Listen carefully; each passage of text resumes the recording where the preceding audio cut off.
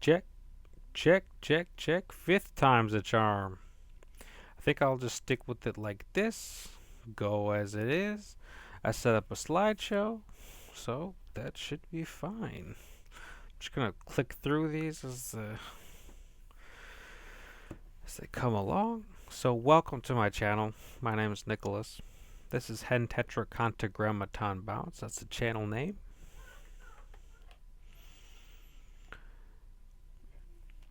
I'm here to read piece by piece from Glittering Images by Camille Paglia, author of Break, Blow, Burn. I'm reading here Glittering Images, a journey through art from Egypt to Star Wars. Now, a few notes and disclaimers before we start. You see how I'm presented. How I'm dressed is just a way that makes me feel comfortable. I don't mean to upset anybody. One thing for me about dressing like this is just, yeah, I don't know. Some people scared away. That's fine.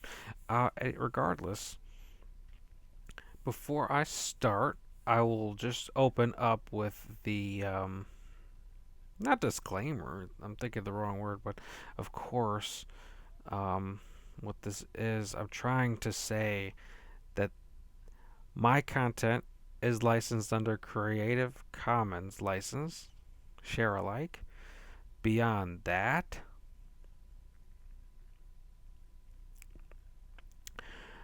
I read from this book. This is a book I've wanted to do a little bit of a book club class on. So, what am I trying to say? That these readings are protected under fair use laws regarding criticism and scholarship.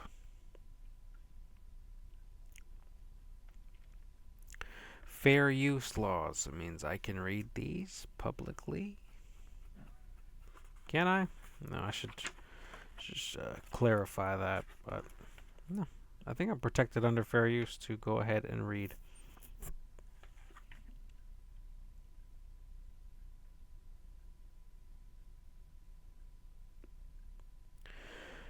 So yeah, I just got this book. I wanted to read during August. I don't even know what time it is. This is my fifth take trying to get through it.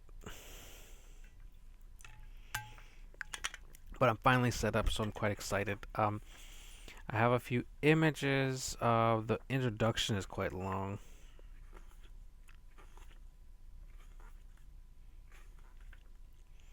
You know what I'll do today? I think I'll just read the introduction later. I'm trying to get familiar with the book. Camille Paglia is a researcher and a philosopher who came up on my radar just a few months ago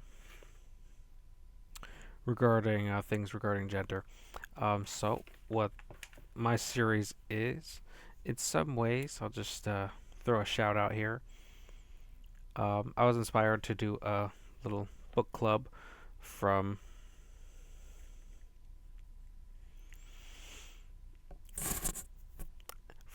a wonderful channel. Her name is Anna Holmes. Her channel is at Anna Holmes 1477. And she was trying out something called the No Club. That's what her kind of premise was, the No Club, KNOW. So I wanted to do my own take on it. So this is, kind of a No Club too. You see Anna Holmes, just a few notes about her, maybe them, but I'll just use they them pronouns since I'm not sure. Anna Holmes reported on it's to date 14 videos and 79 subscribers. She hasn't uploaded in at least 2 years. But Anna Holmes' channel started in December 2012. It was opened. There are 3,600 views reported, and their videos focused on feminism, philosophy, anti-capitalism, patriarchy, white supremacy.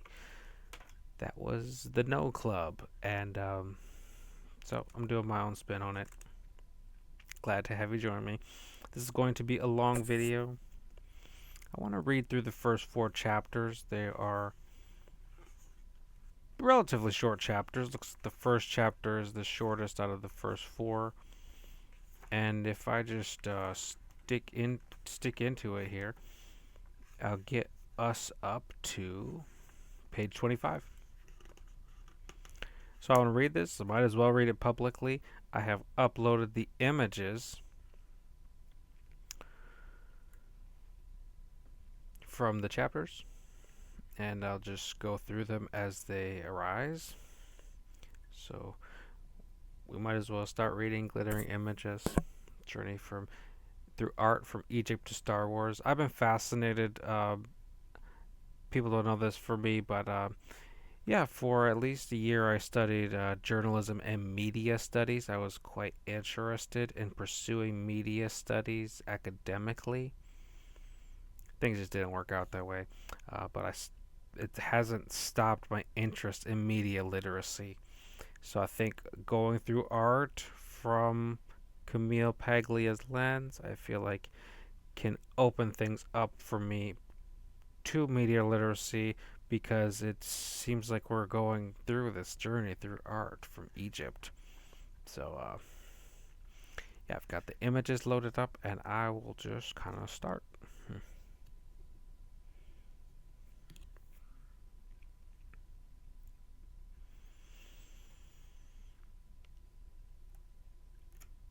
Oh, the introduction is so long, but you want to read through things first. So I'll start off with I won't read the quotes about the book. I don't need praise for glittering images. I will start off with an introduction from the author. It says Camille Paglia, professor of humanities and media studies at the University of Arts in Philadelphia. She is the author of 4 previous books: Break, Blow, Burn, Sexual Personae, Sex, Art, and American Culture, and Vamps and Tramps. She has also written The Birds, a study of Alfred Hitchcock. So you can tell Camille Paglia has what struck me about her, which related to my life, is she has an interest in what is it? I don't even know the right phrase, but I guess art for the masses. Yeah, that's mostly it. Working color, people's understanding of art and media, and you can see that there she's written about what's this? She's written about who? Alfred Hitchcock. So yeah, okay. Published vintage books by a division of Random House Inc. Looking here, this was first published August 2013.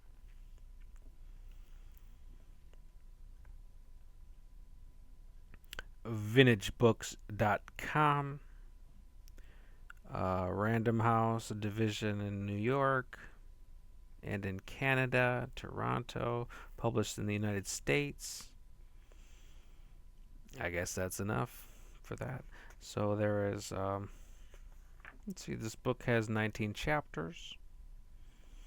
Seems like we'll get into, because her big thing, I've seen a few interviews from Camille, and she does reference what she finds as high art, and George Lucas being kind of an undersung, a very important, because we know George Lucas talks about the hero's journey, but Camille Paglia did a pretty deep dive investigation on the fight scene.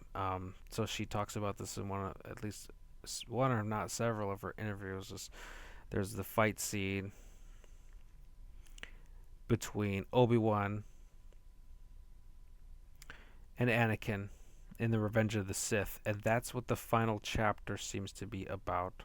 So that's not until page 181 We'll see how far I get today. If I just get tired, but um, yeah, I've been doing a lot of audiobook readings, so I'll just kind of read what I want to read.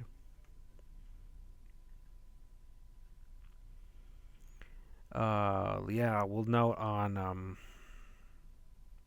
as well a lot of precursors here.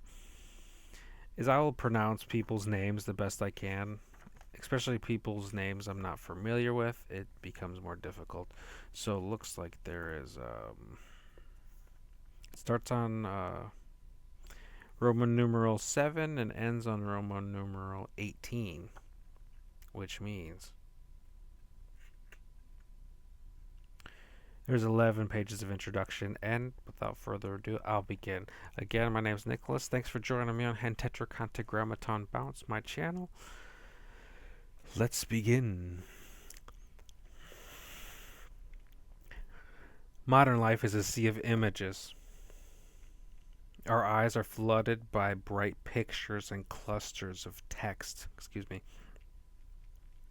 flashing at us from every direction. The brain, overstimulated, must rapidly adapt to process this swirling barrage of disconnected data. Culture in the developed world is now largely defined by all-pervasive mass media and slavishly monitored personal electronic devices. The exhilarating expansion of instant global communication has liberated a host of individual voices, but paradoxically threatened to overwhelm individuality itself. How to survive in this age of vertigo? We must relearn how to see. Amid so much jittery visual clutter, it is crucial to find focus, the basis of stability, identity, and life direction.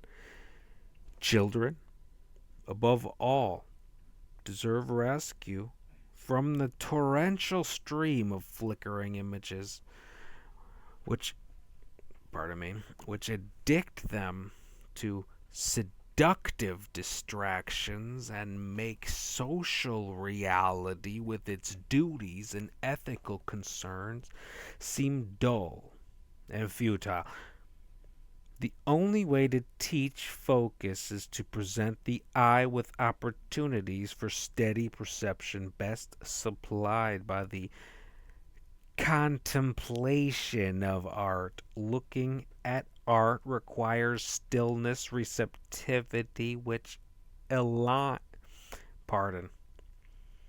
Looking at art requires stillness and receptivity, which realign our senses and produce a magical tranquility. Members of the art world and residents of metropolitan regions with major museums suffer from a tragic complacency about the current status and prestige of art. The fine arts are shrinking and receding everywhere in the world.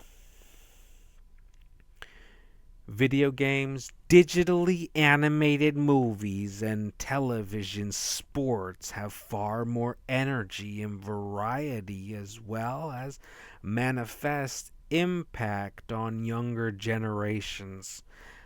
The arts are fighting a regard, pardon.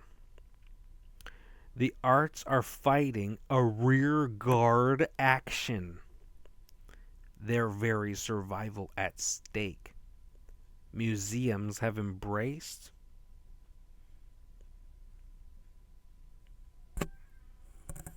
this wig is bothering me. It's just not necessarily. It's just I'm seeing stray hair. Let's see. The arts are fighting a rearguard action, their very survival at stake. Museums have embraced publicity and marketing techniques invented by Hollywood to attract large crowds to blockbuster shows. But the big draws remain old master or impressionist painting, not contemporary art. No galvanizing new style has emerged since pop art, which killed the avant garde by embracing commercial culture. Art makes news today only when a painting is stolen or auctioned at a record price. Furthermore, with the heady proliferation of mediums available to artists, the genre of painting has lost its primacy and authority.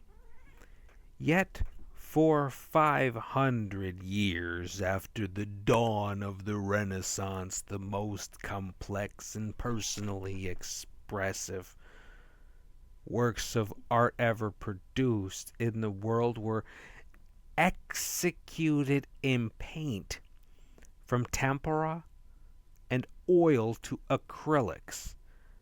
The decline of painting has cut aspiring artists off from their noblest lineage, it says.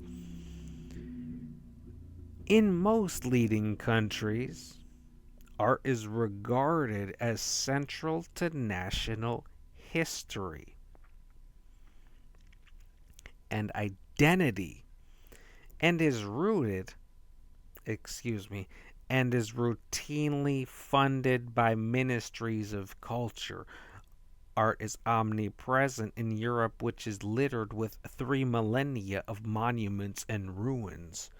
European museums are treasure troves of cultural patrimony, works commissioned by church and state and later amassed by royal collectors whose estates have become public property after the rise of democracy in the still relatively young United States, a practical nation founded by Puritans. The arts have never taken deep root. Much of the general public has fitfully regarded the fine arts as elitist or alien and chronically begrudged them from government funding, which remains minuscule and is recurrently threatened with extinction. Because the American political experiment was launched in the late 18th century, the age of European neoclassicism, government and bank buildings, as well as private dwellings, often resemble Greek or Roman temples. Public art in the United States throughout the 19th century usually took neoclassical form in county courthouses, graveyards, and war memorials, with which the United States overflows. Both neoclassic and Victorian era art were strongly content driven, full of uplifting messages about virtue, piety, patriotism, and duty, a moral view of art still maintained among many conservatives. Only a minority in the largely agrarian United States had any exposure to the arts except at fairs and expositions. The central institution of America's small towns,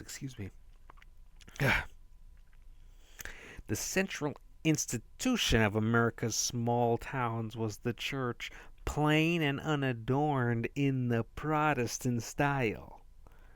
Bible study and hymn singing were the central cultural activities, amplified by poetry, both read and recited. After the Civil War, businessmen who had made huge fortunes in oil, steel, railroads, or high finance helped build museums, opera houses, libraries, and universities, partly to assert their own power against an old social establishment, but also to vie with Europe, which still overshadowed American culture. Middle class women were often arts boosters, giving an aura of high toned geniality to arts appreciation, which sometimes repelled their husbands. In America, where masculinity was identified with the hardy frontier spirit, the arts have often suffered from a reputation for urban effetiness. New word for me, effetiness. It says the arts have often suffered from a reputation for urban effetiness. EFFETENESS.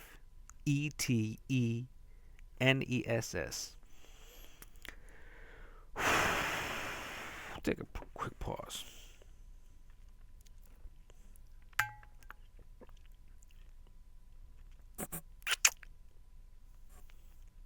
Pardon.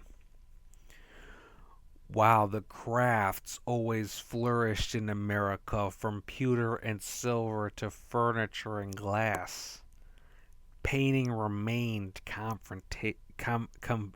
painting remained conventional, focusing on portraiture, history, or landscape. The 3,000 miles of the North Atlantic crossing were no impediment to a brisk book trade. But traffic in radical new paintings was quite another matter.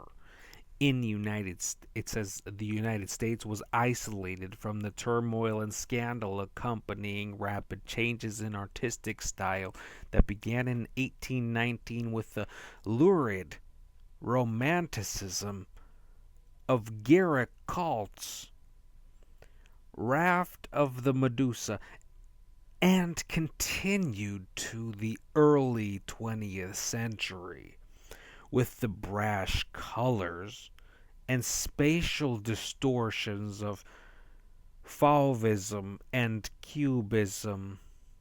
Aspiring American artists were needed. It doesn't say that. I'm struggling here. Aspiring I'm just not comfortable. This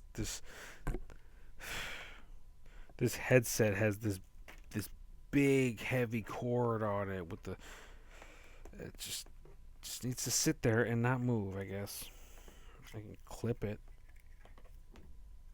Just gonna let it sit there. Let it just sit there, please. But it's a short cord with this headset. I mean, it needed to work, but wow. Okay.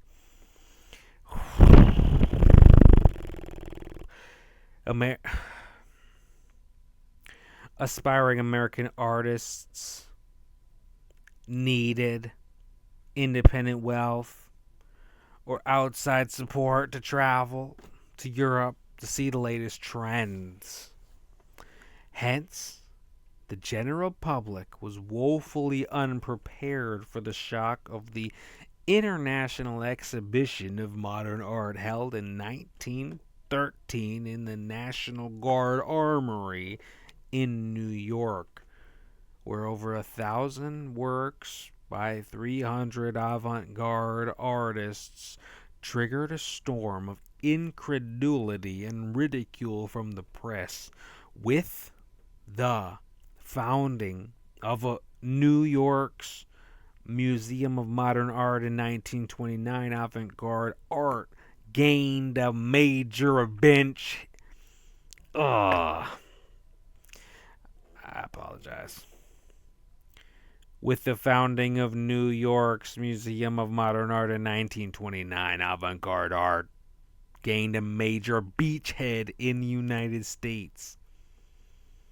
It says the United States. I gotta get this right.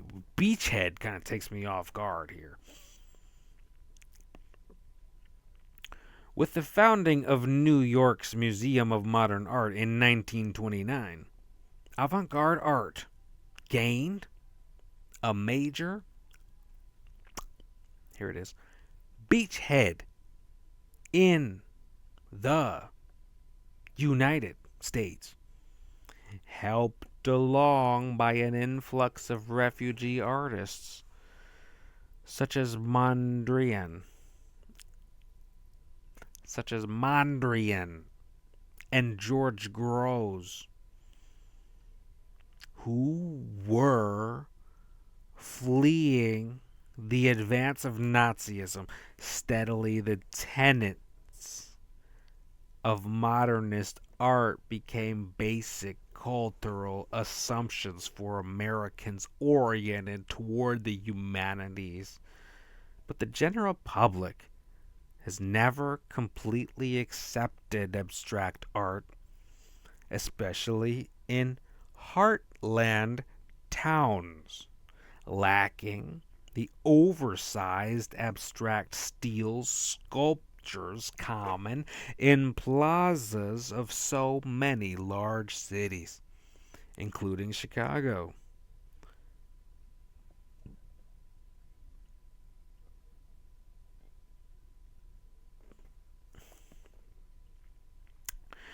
Excuse me. For 2 decades after World War II, American movies and TV shows portrayed the abstract artist as a weirdo, criminal, or psychotic. Like the Beats, the artist was perceived as a slacker. This word roue, Roue, and communist sympathizer.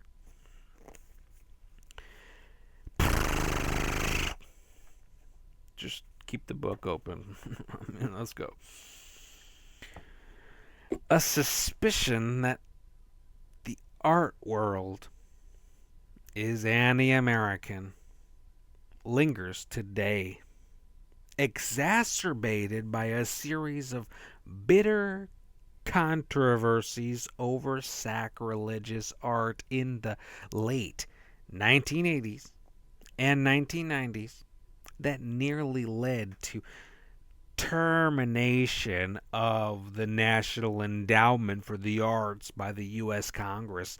This book was inspired by my dismay, Camille Paglia, at the open animosity toward art and artists that I have heard on American AM talk radio over the past 2 decades.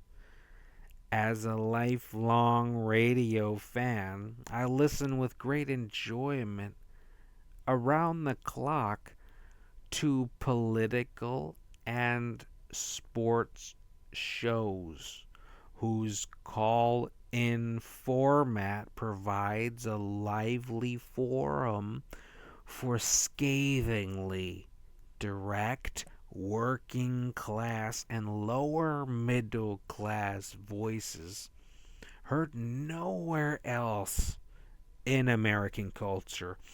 The arts are sheltered on FM radio, home to National Public Radio, and the BBC World Service, with their measured pace and plummy tones. And even there, classical music stations are vanishing.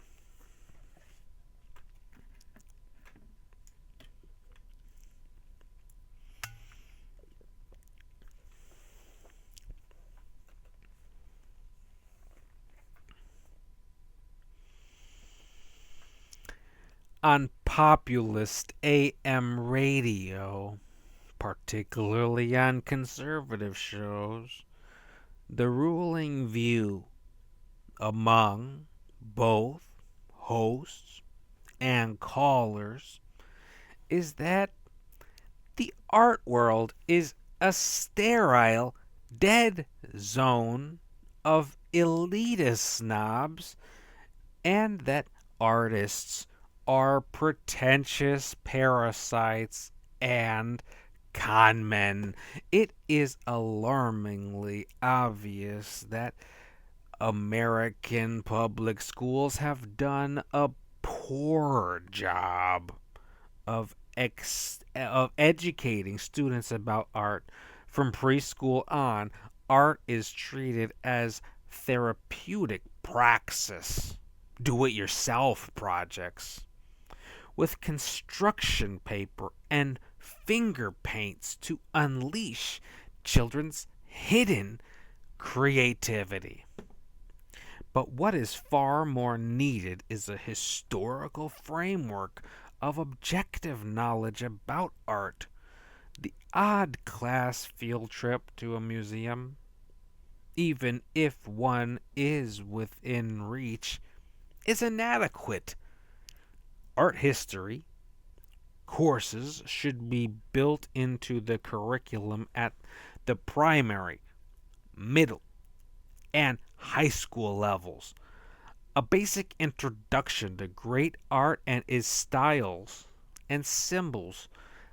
The movement toward multiculturalism following the 1960s offered a tremendous opportunity to expand our knowledge of world art.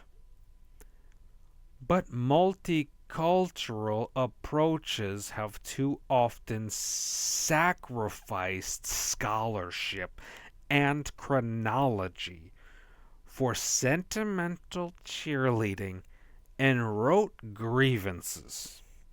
Colleges awarding liberal arts degrees might be expected to stress arts education, but that is not the case. The current cafeteria style curriculum makes art history courses available but not required.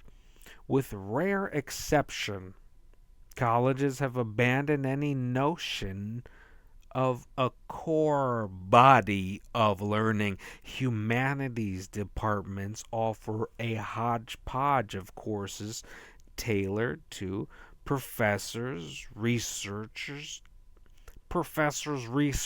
interests. That's a tough phrase.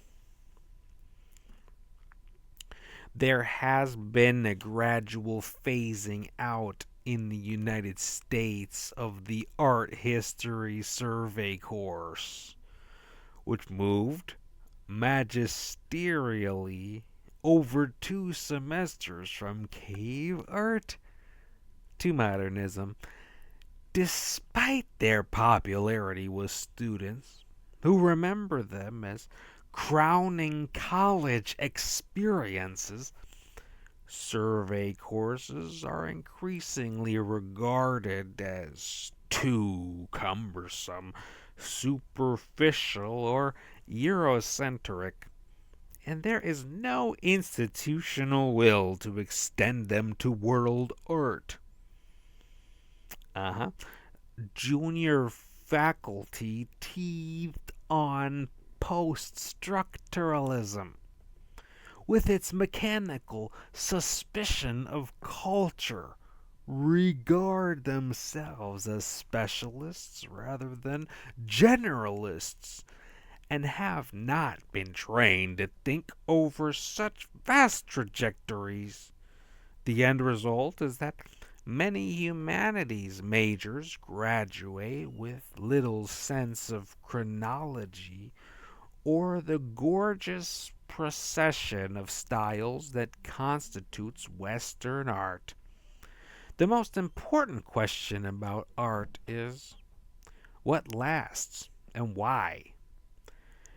It says Definitions of beauty and standards of taste are constantly changing, but persistent patterns remain. Oh, it doesn't say that. But persistent patterns obtain. I subscribe to a cynical. It doesn't say that. I subscribe to a cyclic view of culture. Styles grow, peak, and decay, but flower again through periodic revival. The line of artistic influence can clearly be seen in Western culture with various breaks and recoveries from ancient Egypt to today. A 5,000 year saga that is not, as academic jargon would have it, an arbitrary imperialistic quote unquote narrative. A host of stubbornly concrete objects, not just waveringly subjective quote unquote texts, survives from antiquity and from the societies that shaped it. Civilization is defined by law and art, pardon.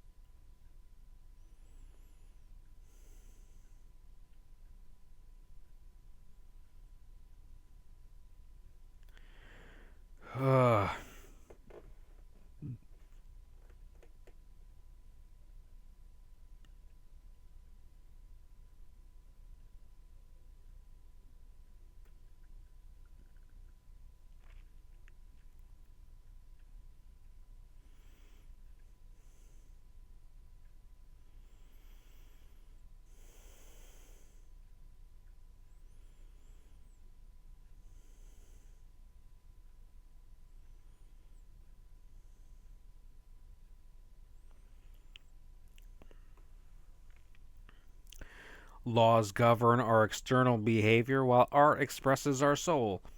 Sometimes art glorifies law, as in Egypt. Sometimes art challenges law, as in Romanticism.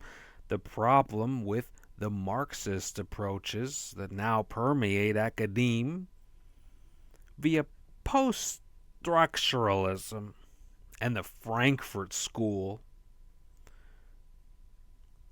is that Marxism sees nothing beyond society.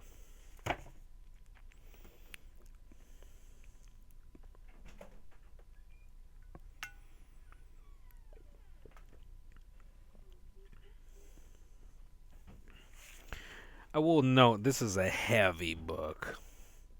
This is heavy. This is heavy. Wow.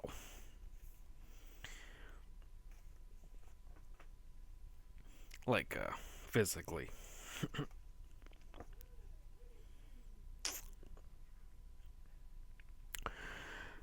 I'm just trying to catch my breath. I apologize. I just can't catch my breath here.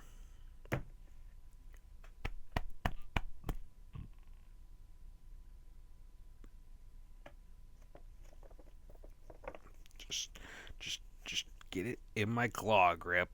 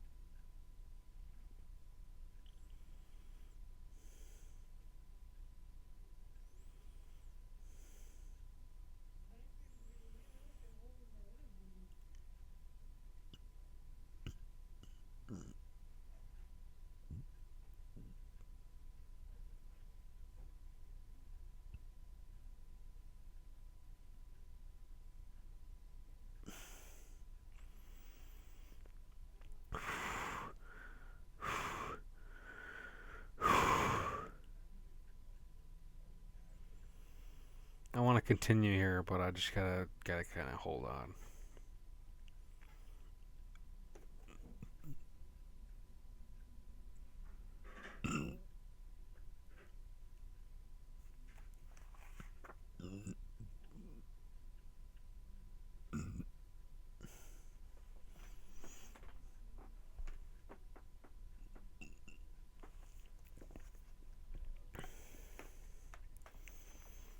I want to continue. Appreciate your patience. And I'm almost out of water. This is great.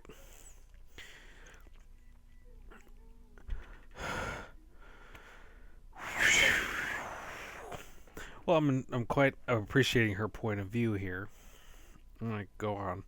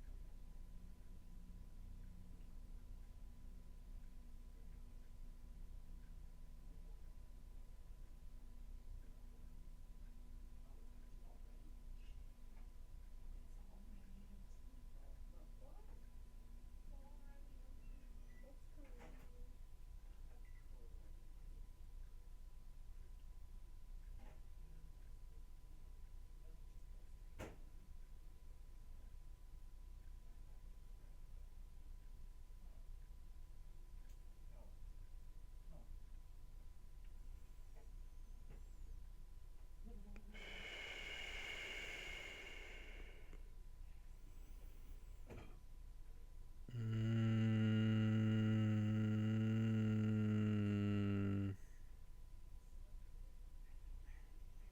mm,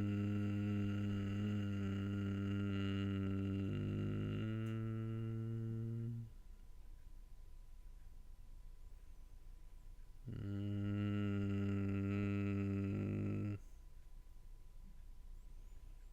mm,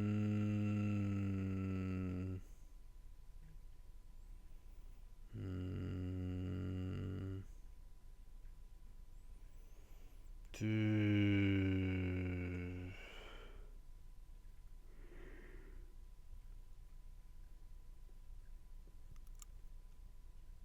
It's been a long day. I thought I wanted to wind down by reading publicly. Not really a way to wind down the night.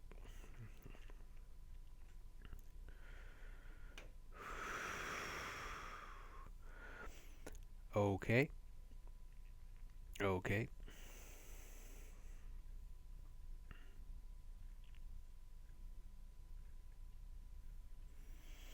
Okay, I'm just gonna rewind the paragraph. I just completely lost my breath. I can barely. There it is. That helps. Civilization is defined by law and art. Laws govern our external behavior while art expresses our soul. Excuse me.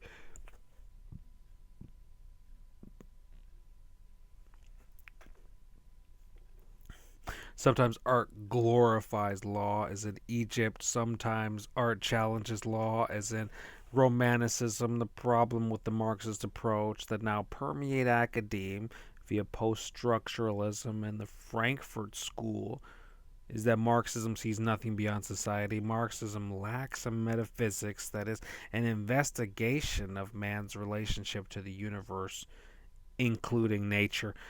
Marxism also lacks a psychology. It believes that human beings are motivated only by material needs and desires. Marxism cannot account for the infinite refractions of human consciousness, aspirations, and achievement because it does not perceive the spiritual dimension of life. Marxism reflexively reduces art to ideology as if the art object has no other purpose or meaning beyond the economic or political. Students are now taught to look skeptically at art for its flaws, biases, omissions, and covert power plays. To admire the honor to admire and honor art except when it conveys politically correct messages is regarded as naive and reactionary. Only one Marxist scholar, Arnold Hauser, in his epic 1951 study, The Social History of Art, has succeeded in applying Marxist analysis without losing the magic and mystery of art. And Hauser, an early influence on my work, was building on the great tradition of German philology, animated by an ethic of massive erudition that is now lost. Art is a marriage of the ideal and the real. Art making is a branch of artisanship. Artists are craftsmen, closer to carpenters and welders than they are to intellectuals and academics with their inflated self referential rhetoric. Art uses and speaks to the senses. It is grounded in the tangible physical world. Post-structuralism, with its French linguistic origins, is obsessed with words and is thus incompetent to illuminate any art form outside of literature.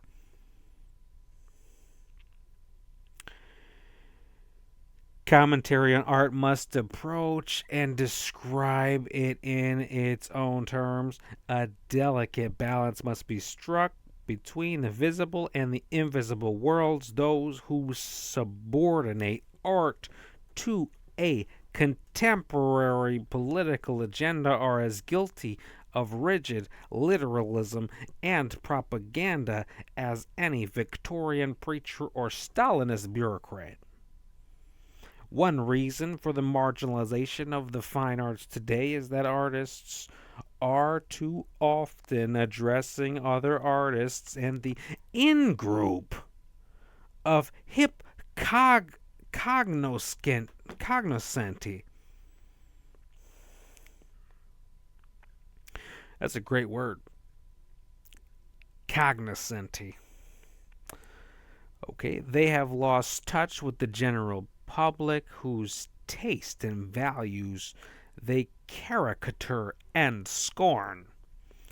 A majority of American artists, like a majority of American professors, are liberals who have little or no contact with those of pardon.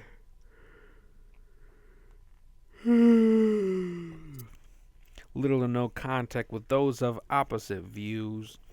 But the firebrand, anti-establishment, free speech, liberalism of the 1960s, with which I strongly identify, Camille Paglia, has evolved into a utopian dream world of the comfortable professional class with its vague philanthropic impulses and strange passivity toward a bloated and authoritarian government. A monolithic orthodoxy has marooned artists in a ghetto of received opinion, and lithic orthodoxy has marooned artists. Oh, pardon. Start over. A monolithic orthodox. Pardon. A monolithic orthodoxy has marooned artists in a ghetto of received opinion and cut them off from fresh ideas. Nothing is more hackneyed than the liberal dogma that shock value confers automatic importance on an artwork. The last time this was true was probably the late 1970s, exemplified by Robert Maple.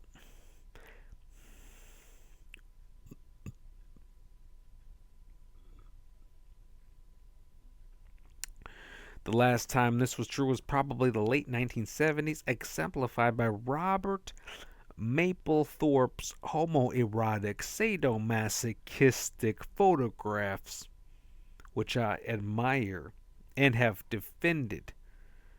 But culture has moved on. In the 21st century, we are looking for meaning, not subverting it. The art world, mesmerized by the heroic annals of the old avant garde, is living in the past. Conservatives are equally guilty of sins against nature. Despite their trumpet call for a return of education in the Western canon,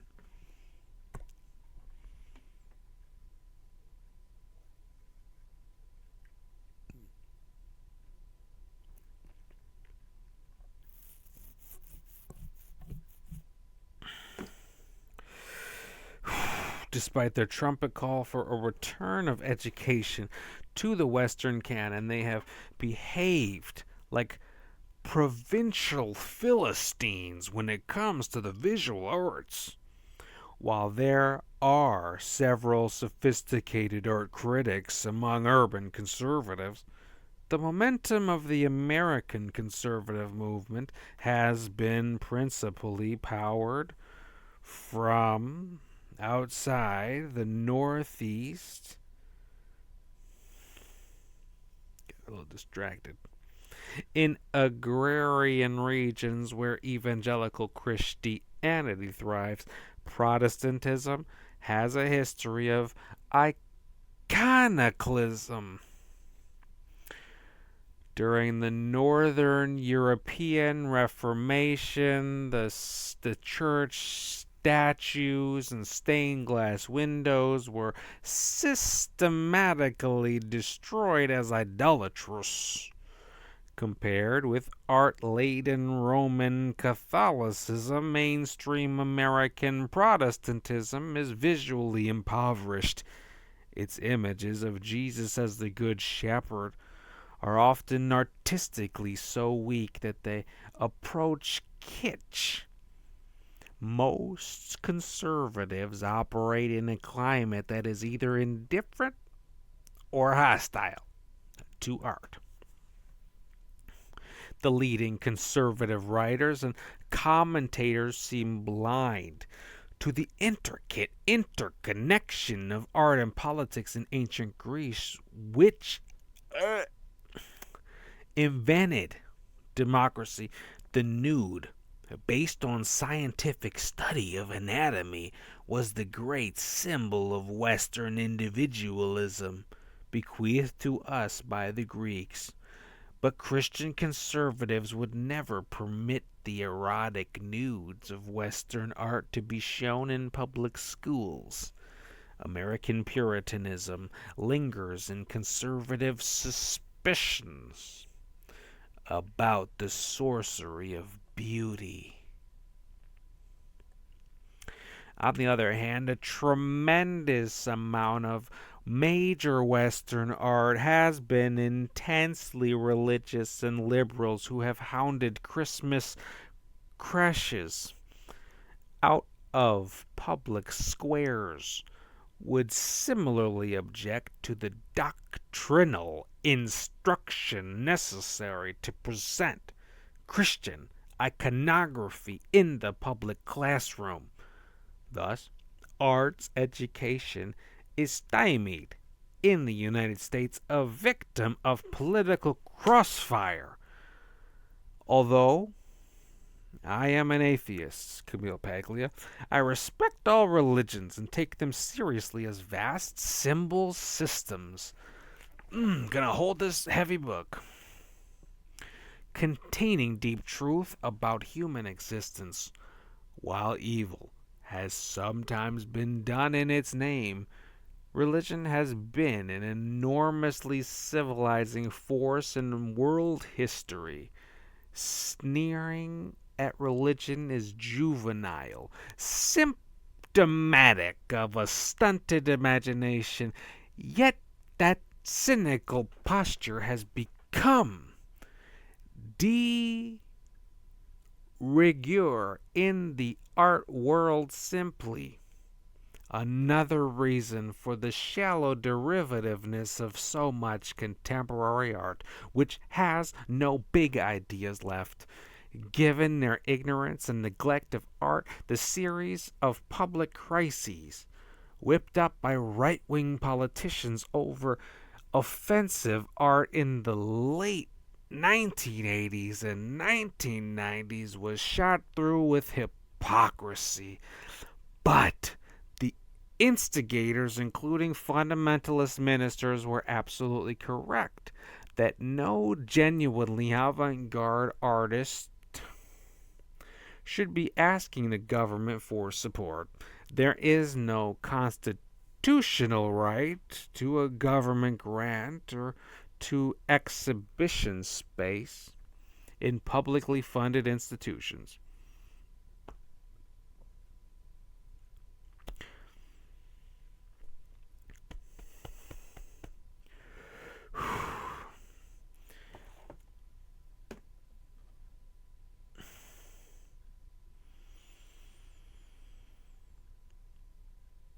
There's like it's like a bubble in my lungs. I apologize.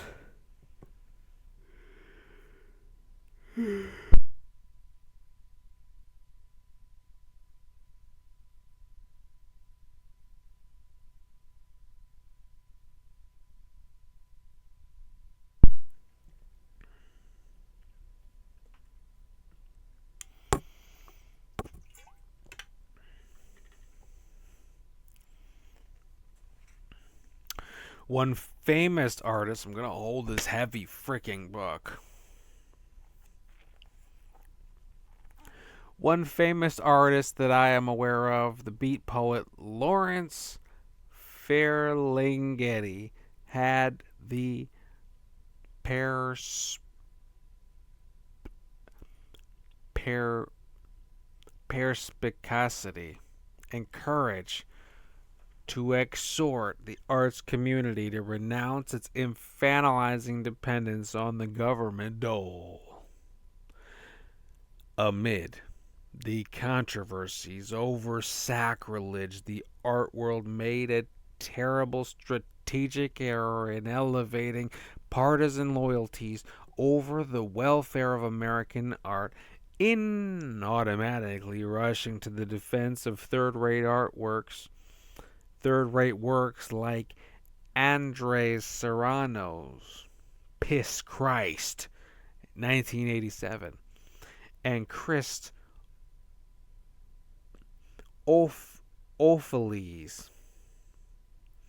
Chris Opheles, The Holy Virgin Mary, 1996. It allowed itself to be defined in the public eye as an arrogant, insular fraternity with frivolous tastes and debased standards. There have been great works of sacrilegious art. My favorite is Salvador Dali's parody of the Annunciation.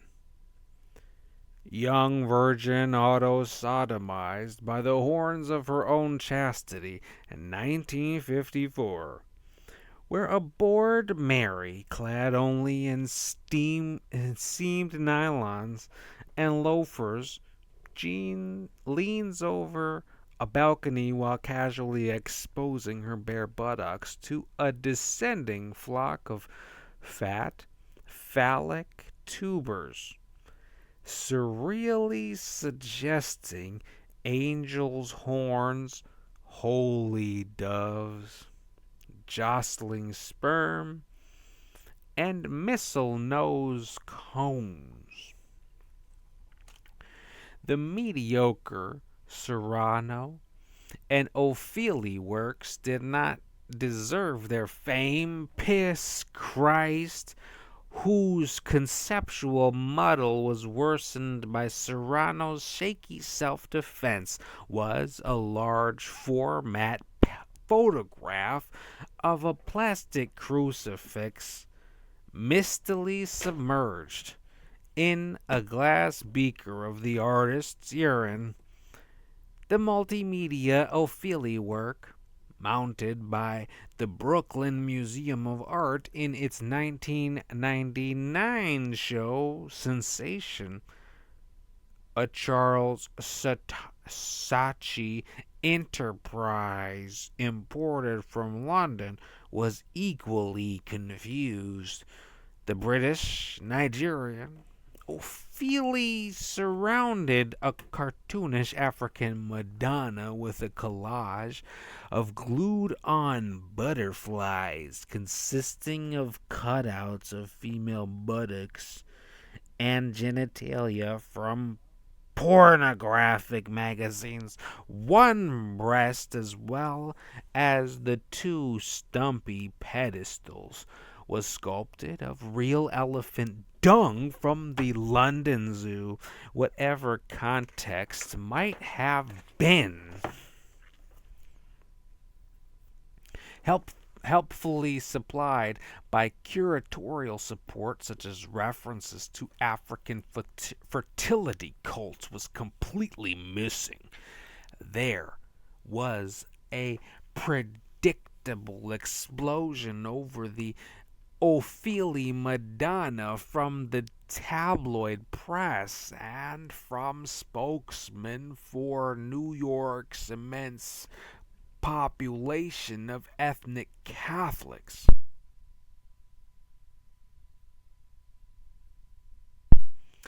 The Republican mayor of New York, Rudolph Giuliani, gratuitously inserted himself into the furor by his dictatorial grandstanding in threatening to cancel the city funding of the Brooklyn Museum and evict it from its lease.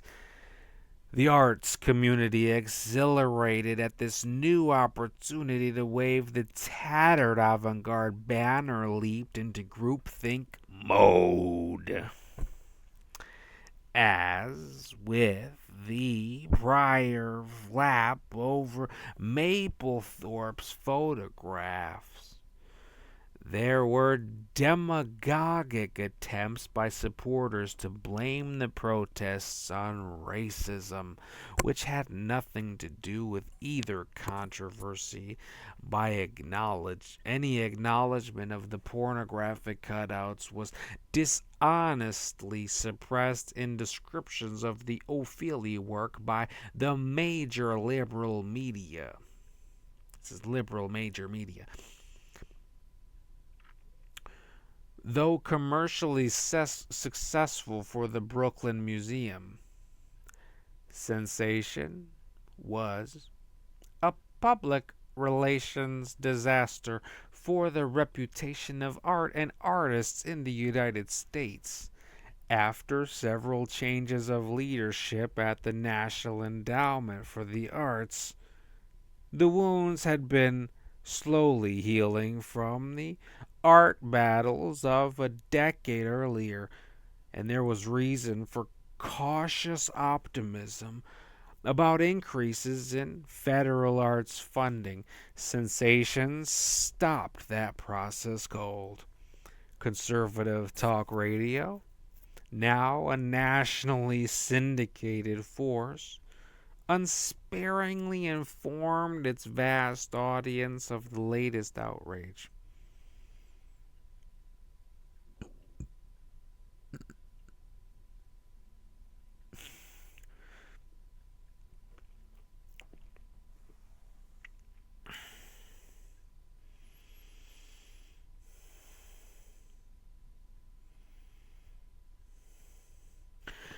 My own warnings to the arts community in my Salon.com column fell on deaf ears, but my fears have been realized as the economy worsened over the intervening years. School and civic arts programs, whose rationale is not understood by many among the general public, have been drastically curtailed or eliminated altogether by strapped municipalities nationwide. American school children are paying the price for the art world's delusional sense of entitlement. This book is an attempt to reach a general audience for whom art is not a daily presence. I have tried to chart the history of and styles of Western art as succinctly and accessibly as possible. The format of the book is based on Catholic breviaries of devotional images like mass cards of the saints. The reader is invited to contemplate the work, to see it as a whole, and then to scrutinize its fine details. All parents who can afford it should have at least one art book laying around the house for children to encounter on their own. My young parents had E. H. Gombrich's Story of Art 1950, which they probably got from the Book of the Month Club, and which fascinated me despite its fuzzy black and white pictures. Even more influential was the curator Rene Huyghe. Even more influential was the curator Rene Huyghe's Art Treasures of the Louvre. Maybe it's Louvre, Louvre. Even more influential was the curator Rene Huyghe's Art Treasures of the Louvre, a 1951 collection of 100 large, lavish color plates that my father brought home from Paris, where he had studied Romance languages for a year at the Sorbonne. 1952 to 1953, on the GI Bill. Those two books formed my sensibility. By the time I had gotten to grade school, children as well as general readers need handy, manageable books. Too many art books are victims of the coffee table syndrome. Big, unwieldy, glossily packaged show pieces. H.W. Janssen's 900-page History of Art, which became an academic staple after its publication in 1962, is a beautiful but intimidating object weighing 7.5 pounds. Janssen's text is superbly erudite, but moves so numbingly fast that discussion of individual works is scanted. Each chapter here begins with a specific period or style and then moves to a representative artist and work. For the sake of readability, there are no footnotes. Outside artworks,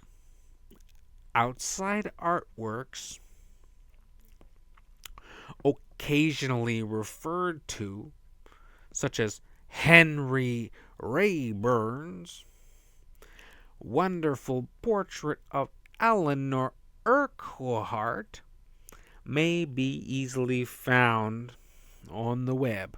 I have supplied an index but no bibliography, which would take another volume. The foundation for these chapters was more than 2 centuries of scholarship in art history. Although my doctorate from Yale University was in English literature, my work, starting with my dissertation, has been interdisciplinary. I have incorporated the visual arts in my classes throughout my teaching career, which has been spent almost entirely at art schools.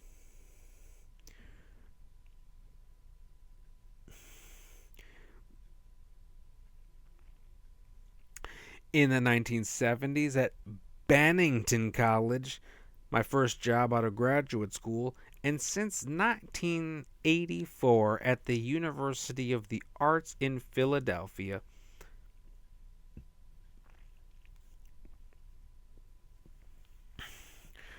Over the past 2 decades, I also developed my technique of image analysis through marathon slide lectures, up to 80 images, at public venues in the United States and abroad. My thinking about art was impacted by an early attraction to archaeology, which confers historical perspective. The first art criticism I read, which I stumbled on in high school, was by Walter Pater and Oscar Wilde, apostles of aestheticism.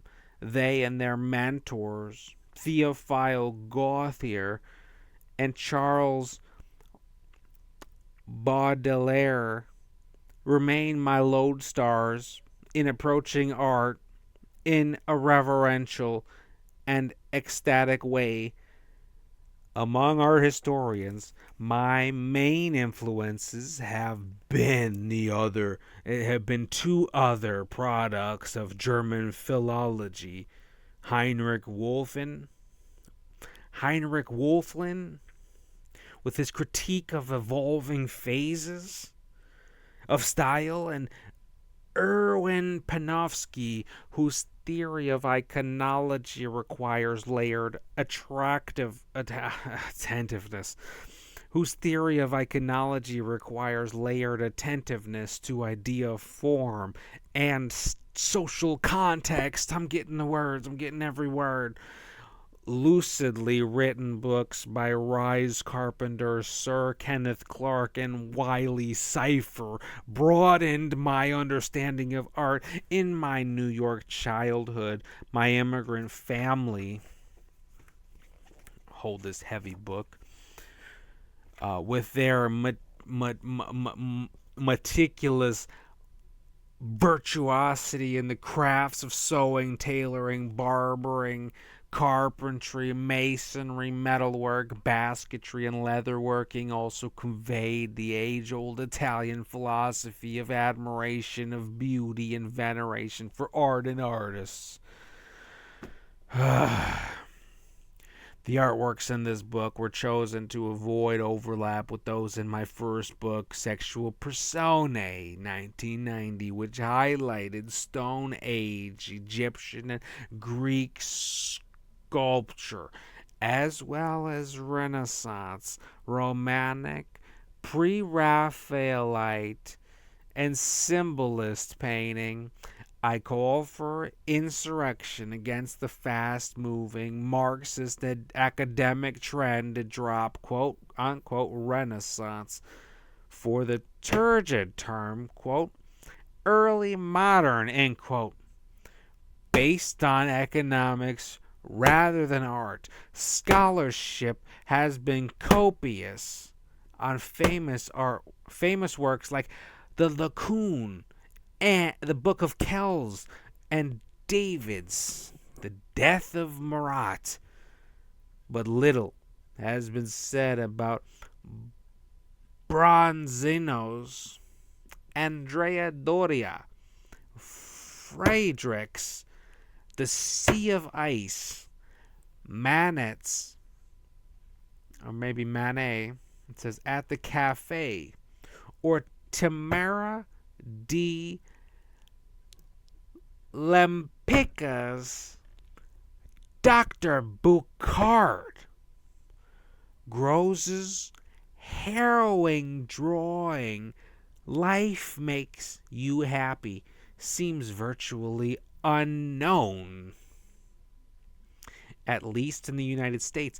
Picasso's Les Domiciles d'Avignon, the most important painting in any American museum, has drawn an enormous body of commentary, but I believe I have noticed and interpreted details others have missed.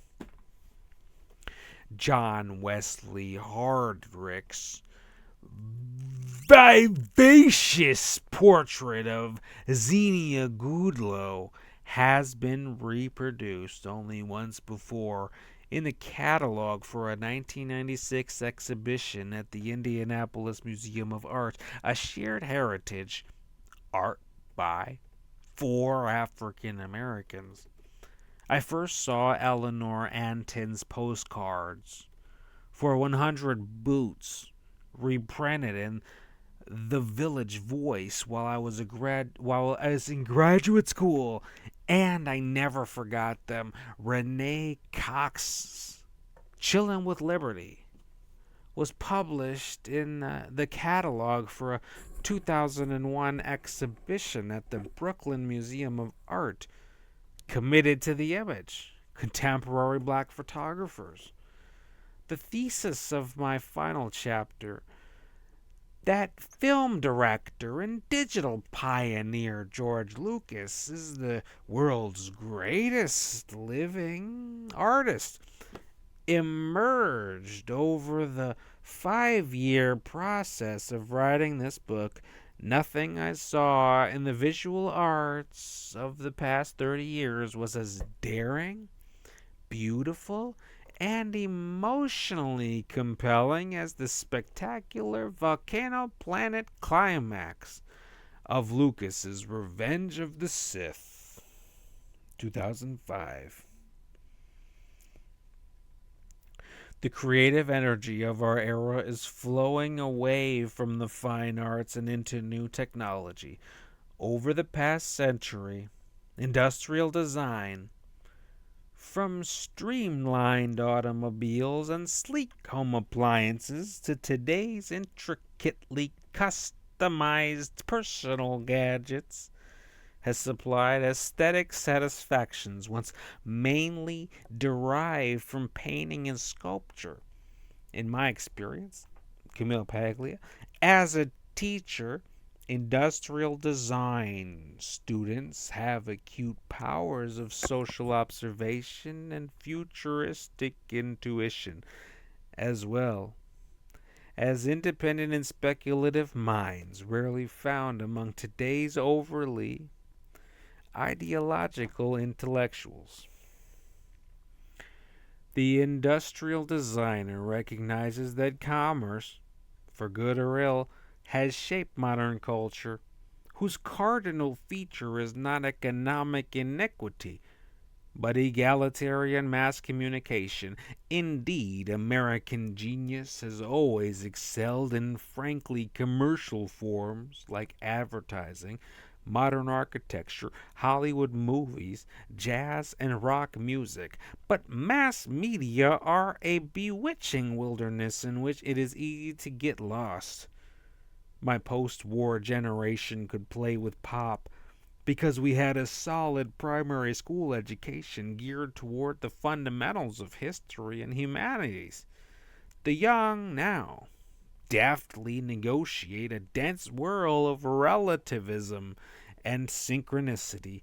Self-cannibalizing pop, with its signature sampling and retro fads, has become a stupendous superabundance, impossible to absorb and often distanced through a protective pose of nervous irony. The rise of social media has blurred the borderline between private and public and filled the air with telegraphic trivialities, crowding out sequential discourse that invites rereading. What? What are you rereading? I'm not sure. I'm gonna read the sentence again because it's the one sentence that hasn't made sense. But what is rereading? Rereading what? The rise of social media has blurred the borderline between private and public and filled the air with telegraphic trivialities, crowding out sequential discourse that invites rereading. Okay, I get it. Our visual environment is highly kinetic but unstable in the digital age. Images, even on news sites, can be so skillfully manipulated that everything has become slippery and evanescent. Famous faces are dropped into compromising scenarios while women's bodies are fashionably slimmed, smoothed, and lightened. Photographs of celebrities at industry galas may be instantly scrubbed before online release to the once unimpeachable wire services. TV editing has ruthlessly sped up. Yep.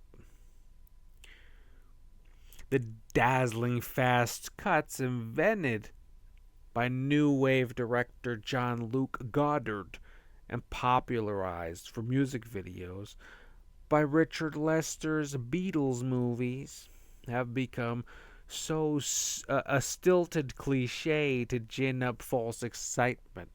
Movies, TV, and the web over rely on a constant flashing or strobing that fatigues the eye and may impede small children's cognitive development. Few young people, including college students, have patience now for the long hypnotic takes and elegant pictorial composition of the European art films that Goddard was merrily satirizing. As digital photography has supplanted film over the past 2 decades, to the grief and indignation of many of my photography majors, the general public has gradually lost contact with. Oh, I might have been a little lower. I apologize. Yeah. We'll get back to it. The general public has gradually lost contact with the refinements of old-fashioned film, developing striking, high-quality photographs of people and current events once filled the rotograveur. I'm trying to get this word, but I don't. She uses amazing words that I have not known. Striking high quality photographs of people and current events once filled the rotograveur sections of city newspapers and glossy large format magazines such as Life and Look, whose fraying issues have become collector's items. Digital images are sharp and clean but lack the atmospheric shading that cues our sense of contour and depth. Digital color is supersaturated and garish, even cartoon-like, without the subtleties and fine gradations of blended color used in oil painting since the Renaissance. Digital photographs can seem like unnerving glimpses into the pretty but frozen world of a dollhouse. Digital TVs set at splashy widescreen option spread and stretch the image, imposing distortion on viewers as standard practice. Animated graphics in video games, electronic billboards, and sports telecasting create dizzily swooping compressions and tunnel-like warpings of space. The eye is assaulted, coerced, desensitized. The only road to freedom is self education in art. Art is not a luxury for any advanced civilization, it is a necessity without which creative intelligence will wither and die. Even in economically troubled times, support for the arts should be a national imperative. Dance, for example, requires funding not only to secure safe, roomy rehearsal space, but to preserve the indispensable continuity of the teacher student link. American culture has become unbalanced by its obsession with the blood sport of politics, a voracious vortex consuming everything in its path. History shows that for both individuals and nations, political power is transient. America's true legacy is its ideal of liberty, which has inspired insurgencies around the world. Politicians and partisans of both the right and the left must recognize that art too is a voice of liberty, requiring nurture without intrusion. Art unites the spiritual and material realms. In an age of alluring, magical machines, a society that forgets art risks losing its soul. Glittering images.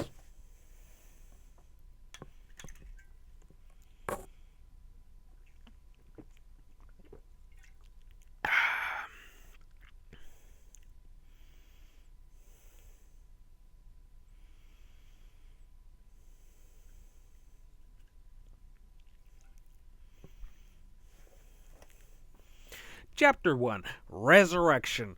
Queen Nefertiti. Ghosts carved out of time. Egyptian art is a vast ruin of messages from the dead. Clean and simple in form, Egyptian painted figures float in an abstract space that is neither here nor there. The background is coolly blank. Everything is flattened into the foreground, an eternal present where serenely smiling pharaohs offer incense and spools of flax to the gods or drive their chariot wheels over fallen foes.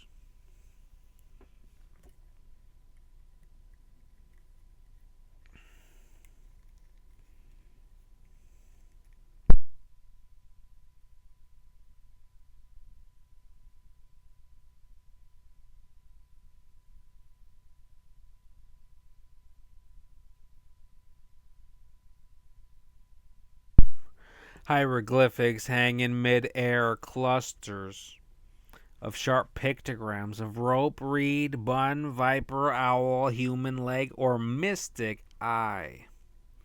I will present the image that I am seeing on the page. It is Queen Nefertiti. This is Queen Nefertiti and the goddess Isis. The tomb of Nefertiti, circa 1290 BC through 1224 BC. Valley of the Queens, Luxor, Egypt. That's what we're looking at. Queen Nefertiti and the goddess Isis.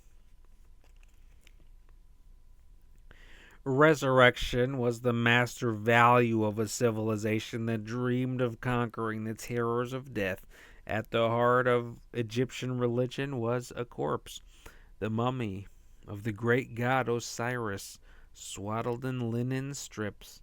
Osiris was murdered and dismembered by his evil brother Set, who scattered his 14 body parts throughout Egypt. Isis, Osiris's sister and devoted wife, collected and reassembled them, except for the missing penis, which she fabricated in wood or clay. As Osiris's embalmer and enhancer, therefore, Isis acted as a resourceful proto-artist, assembling materials and molding a work of mummiform sculpture that would be reproduced in Egyptian art and cult for 3,000 years. Passage to the afterlife meant a descent to the underworld.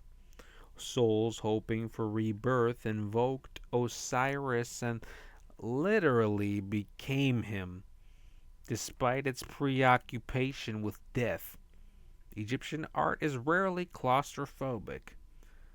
The beyond was no spectral twilight, but a lively zone of physical needs and pleasures, warehousing stools, chairs, tables, chests, clothing, perfumes, ointments, jewelry, games, daggers, boomerangs, chariots, and jars of extracted viscera.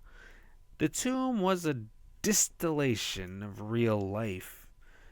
The urbane aristocrats promenading across the walls are wide-eyed and cheerful as they face the great unknown. They're majestically enthroned guardian gods often seem faintly comic, with the large heads of birds, beetles, or hippopotamuses, vestiges of primitive animism. Resurrection also symbolizes our modern recovery of Egypt. For a millennium after the fall of Rome, Egypt was wrapped in a haze of occult legend. After Islam's arrival, it became a closed world whose pagan remains were ignored and neglected. Napoleon's 1798 invasion helped start Egyptology. A French officer's discovery of the Rosetta Stone led to the decipherment of hieroglyphics, while the immense multi-volumed report by Napoleon's team of surveyors and scientists set off a craze for Egyptian-style art that swept European architecture and decor and would even produce America's Washington Monument. Over the next century, thanks to photography, knowledge of Egypt was gradually spread throughout the world. The ancient Egyptians have finally achieved their immortality. From earliest times through the Middle Kingdom, the rulers of Egypt were buried in sprawling necropolises at the desert's edge near the delta as the Nile fans out toward the sea. The principal sacred districts were at Saqqara and Giza, where the great Sphinx, hacked out of bedrock, still guards Shafran's mammoth pyramid. After a devastating Syrian invasion, the capital, it says here, I'm right here, I just don't want to lose my place, the capital of Egypt, was moved 400 miles south to Thebes, maybe, Thebes. There were the upstart warrior pharaohs of the new kingdom created their own cemetery facing toward the setting sun across the Nile. The Valley of the Kings, scarcely more than a dry gulch behind the high, horned escarpment of the Libyan plateau.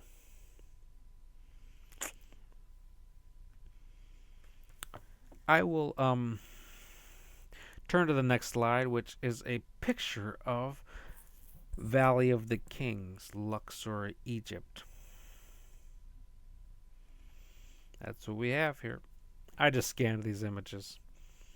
So I will read the caption. The Valley of the Kings, Luxor, Egypt, pyramid-shaped mountain across the Nile from Thebes, now called Al-Qurn, the Horn, ancient name Ta Dehent, the peak, sacred home of Meretseger, she who loves silence, cobra goddess, and vengeful guardian of the Theban necropolis.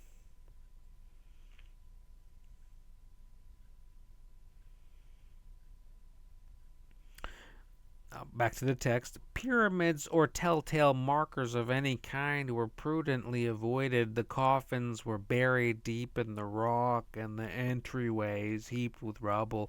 Nevertheless, most tombs in the Valley of the Kings, it says here, were looted within 2 centuries.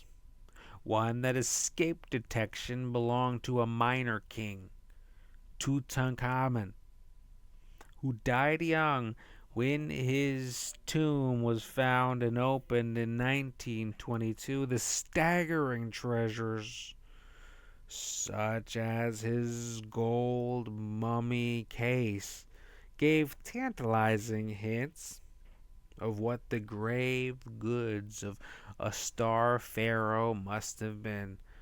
Royal wives and children were buried in the nearby Valley of the Queens, where 80 tombs, called Houses of Eternity, have been found. The most lavish one belongs to Nefertiti, first and favorite wife of the imperialistic Ramses II, who served at least 45 sons from 8 wives and who ruled for more than 60 years during the 13th century BC. Nefertiti's unusual status was signaled by her figure being made the same size as the king's at her shrine in Abu Simbel, where 4 seated colossi of Ramses were cut from a Nubian cliff on the Nile. Nefertiti, her name means, quote, the most beautiful of them all, end quote, was of noble but not royal blood.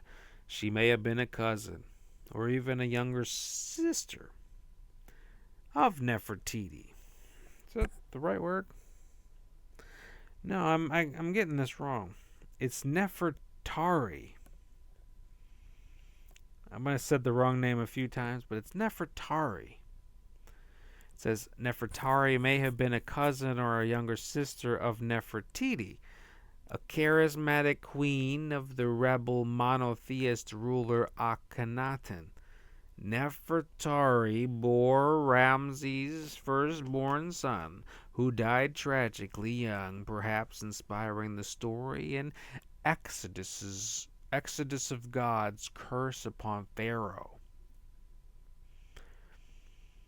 In Cecil B. DeMille's epic movie The Ten Commandments, Anne Baxter plays a seductive Nefertiri. I have Nefertiri, I have Nefertati. Because this is with an I rather than an A. It plays a seductive Nefertari to Nefertiri to. Oh, Anne Baxter plays a seductive Nefertiri to Yul Brynner's arrogant Ramses. Nefertari had at least 5 more children, but the robust Ramses, whose well-preserved mummy survives in the Cairo Museum, outlived them all. Hence his successor, Merneptah, was the son of a lesser rival queen. Nefertari's tomb was discovered in 1904 by Ernesto Scia SCH. Ernesto Schiaparelli, and an Italian scholar and museum director. Sunk 40 feet into the bedrock, it has two-fold axis aligned to the compass points and consists of two large ceremonial chambers annexed by side chapels and niches and connected by a staircase. All that remains of the Queen's pink granite sarcophagus is a smashed lid.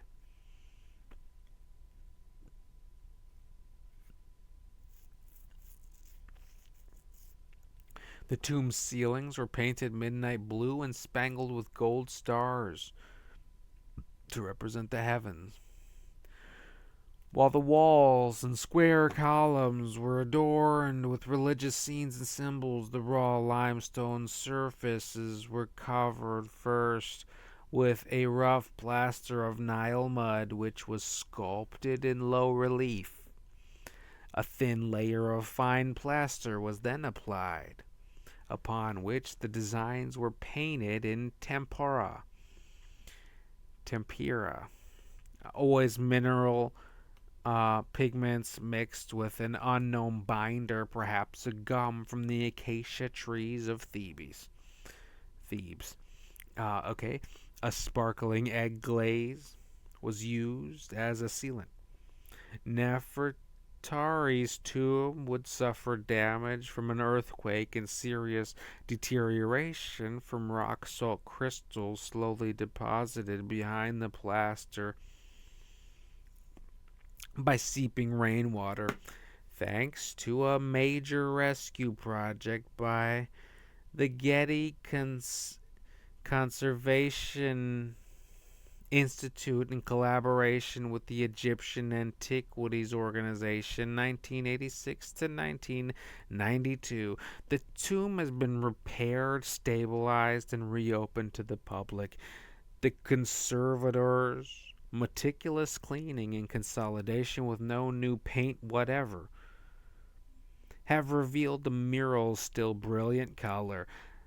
The paintings are a narrative of Nefertari's journey toward the afterlife. She is presented as a pilgrim soul seeking justification and resurrection.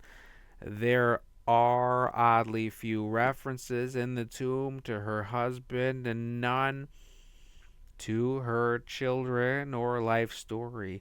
Everything is focused on Nefertari's spiritual quest. Respectful yet confident of her worthiness, she is a plucky, solitary wayfarer confronting the awesome powers and mysteries of the cosmos. Demons wait to pounce at each of the 5 gates out of a traditional 12 leading to Duat, the netherworld. But Nefertari knows the sacred formulas, passes her test, and wins resurrection.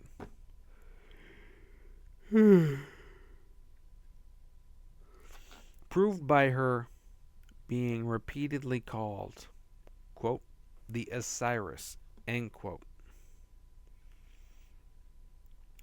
At a key point in her travels, Nefertari is welcomed by Isis, who takes her affectionately by the hand and leads her eastward toward the next chamber. The goddess speaks, promising salvation. Quote, come, king's great wife, Nefertari, beloved of Mut. I give to thee a place in the sacred land, end quote. The queen's name hovers in 2 golden cartouches, heraldic ringed medallions. Now she must meet the scrutiny and challenges of the other leading gods, including the sun god Re, the scorpion goddess Serquet, and ibis-headed Thoth. She will make offerings, appeal for aid, and play a chess-like table game, Senate, with an invisible opponent, fate.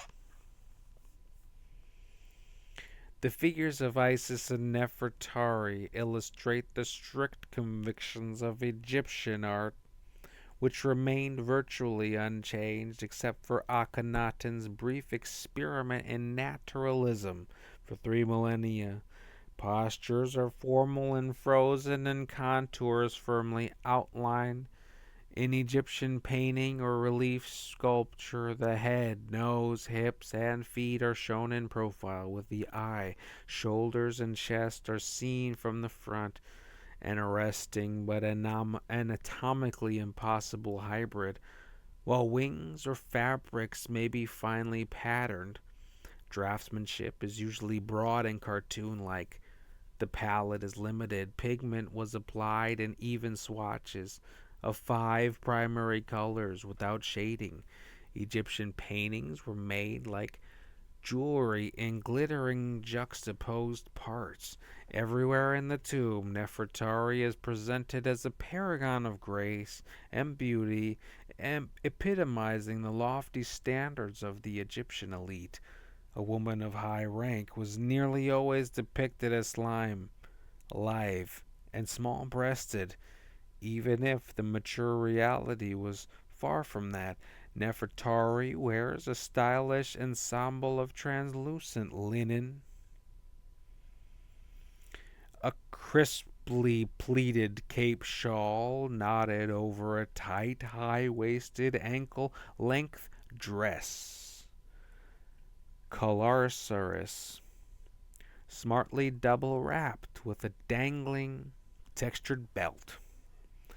Isis, in contrast, along with all of the tomb's other goddesses, wears a svelte, opaque, breast-bearing sheath with shoulder straps, a design that had first appeared in Egyptian art 1,000 years before, and that never changed, symbolizing the gods' timeless power.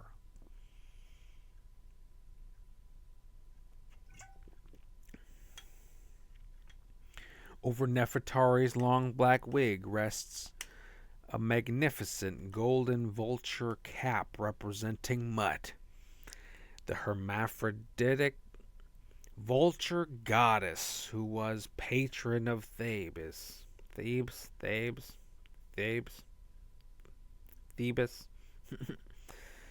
Its beak juts fiercely from the queen's brow, while its wings protectively embrace her head. A double vulture plume nesting a solar disk rises from the crown.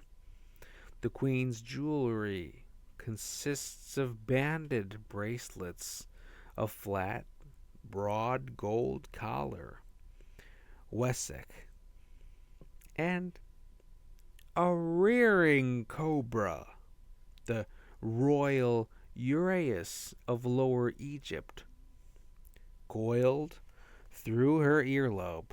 Isis's wig is wrapped by a ribbon and topped by the sky goddess Hathor's solar disk and cow horns, from which protrudes another cobra.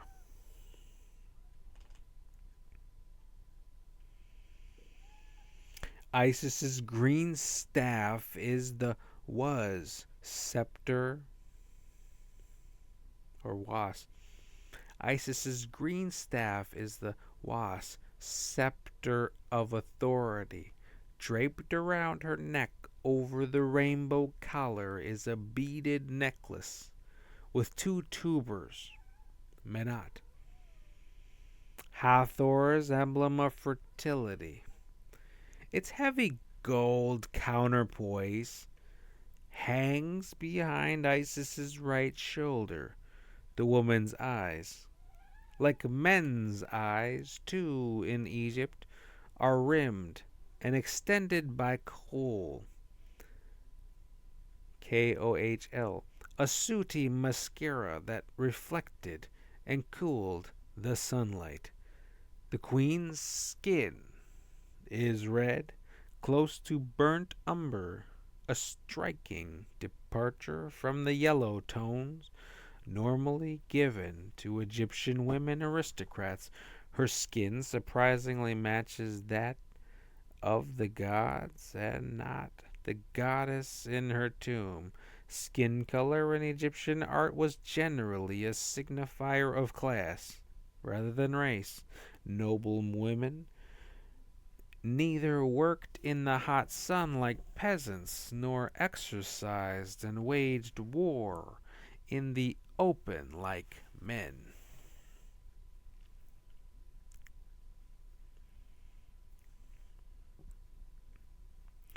Nefertari's dark skin may refer to her unspecified activity in the public realm, also suggested by her state title, quote, Mistress of Upper and Lower Egypt, end quote, a masculine motif.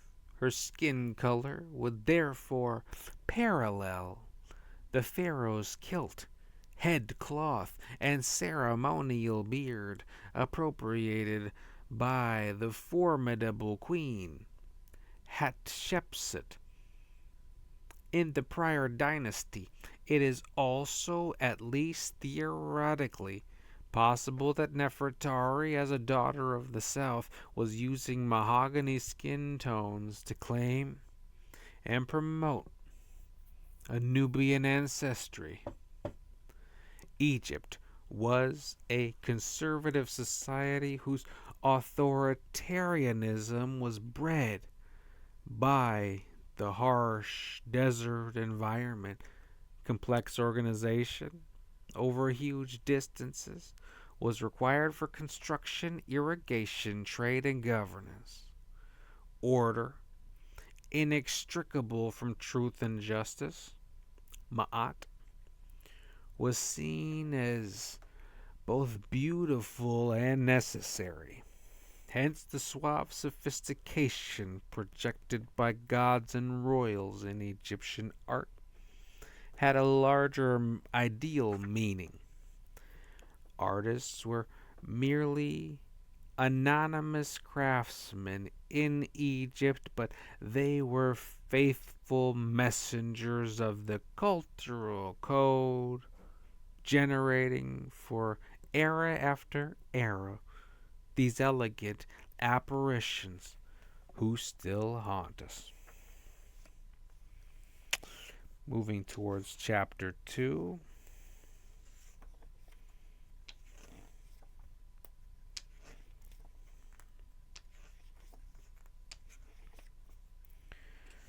Oh, this was my plan, but it's turning out to be a lot, isn't it? More than I thought. So I'll move on to chapter 2 and I'll play the next frame. Chapter 2, Mystic Visions. Of course, again, I'm reading Glittering Images. A Journey Through Art from Egypt to Star Wars by Camille Paglia.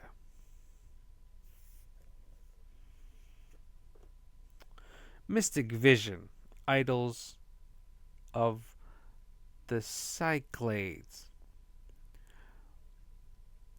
I will read first here what we're seeing on screen. Cycladic figurine. Early Cycladic 2. Circa 2800 BC through 2300 BC. Marble. 1 foot 3.5 inches. Dokathismata type. The Museum of Cycladic Art, Athens, Greece. What if an entire civilization disappeared and left only hidden hordes of stone dolls? That, in effect, is the story to date of the Cycladic idols, which have been dug out of the cemeteries and ritual pits in the Cyclades, a chain of 220 arid, rocky islands in the Aegean Sea between southern Greece and Turkey. The purpose of these mysterious objects, carved from fine white marble during the early Bronze Age, 3500 BC through 2300 BC, remains unknown, but their discovery in the late 19th century deeply influenced modern abstract art. Although a few Cycladic figurines are male, in occupations such as lyre player, warrior, or hunter, the overwhelming majority are female and thus probably played some role in a regional fertility cult. Are they goddesses whose blessing is being invoked, or human women praying for safe pregnancies? Artistically, they are remote descendants of the Stone Age statuettes of Earth Mothers that have been found throughout Europe. The most famous example, plucked from a riverbank in Austria, is the tiny Venus of Willendorf, with her pendulous breasts and bulging belly.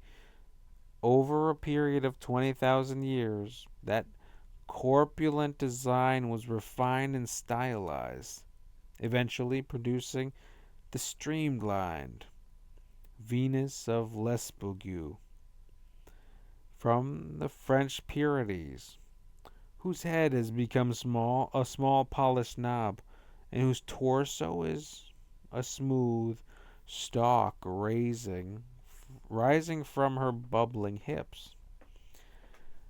The trim Cycladic idols represent a final stage in this long development.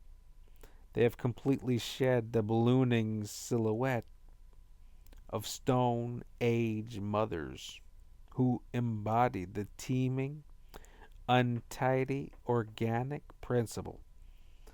Classic Cycladic style is linear and coolly geometric, with smooth planes and sharp angles. It seems to be a unique fusion of the island's earliest extant images. Enthroned obese mother goddesses and flat, enigmatic violin-shaped totems. The figurines sport pert, maidenly breasts rather than droopy udders, as well as surprisingly long legs. Another novelty is that they have feet, unlike Stone Age statuettes, whose feet may have been ritually broken off to capture and detain the Earth Mother with her magical fertility. As with the later figurines, the pubis is emphatically marked with an inverted delta, an archaic symbol around the world for procreative female power. On the flat, Cycladic surface, the delta has become more abstract and may be notched, extending the leg line to suggest vulval groove. But this is no map for male penetration. The female triangle, protected by stiffly locked legs, is stubbornly sealed. In our figurine, Cycladic linearity is illustrated in the strangely elongated neck, a sturdy pylon supporting the ovoid head,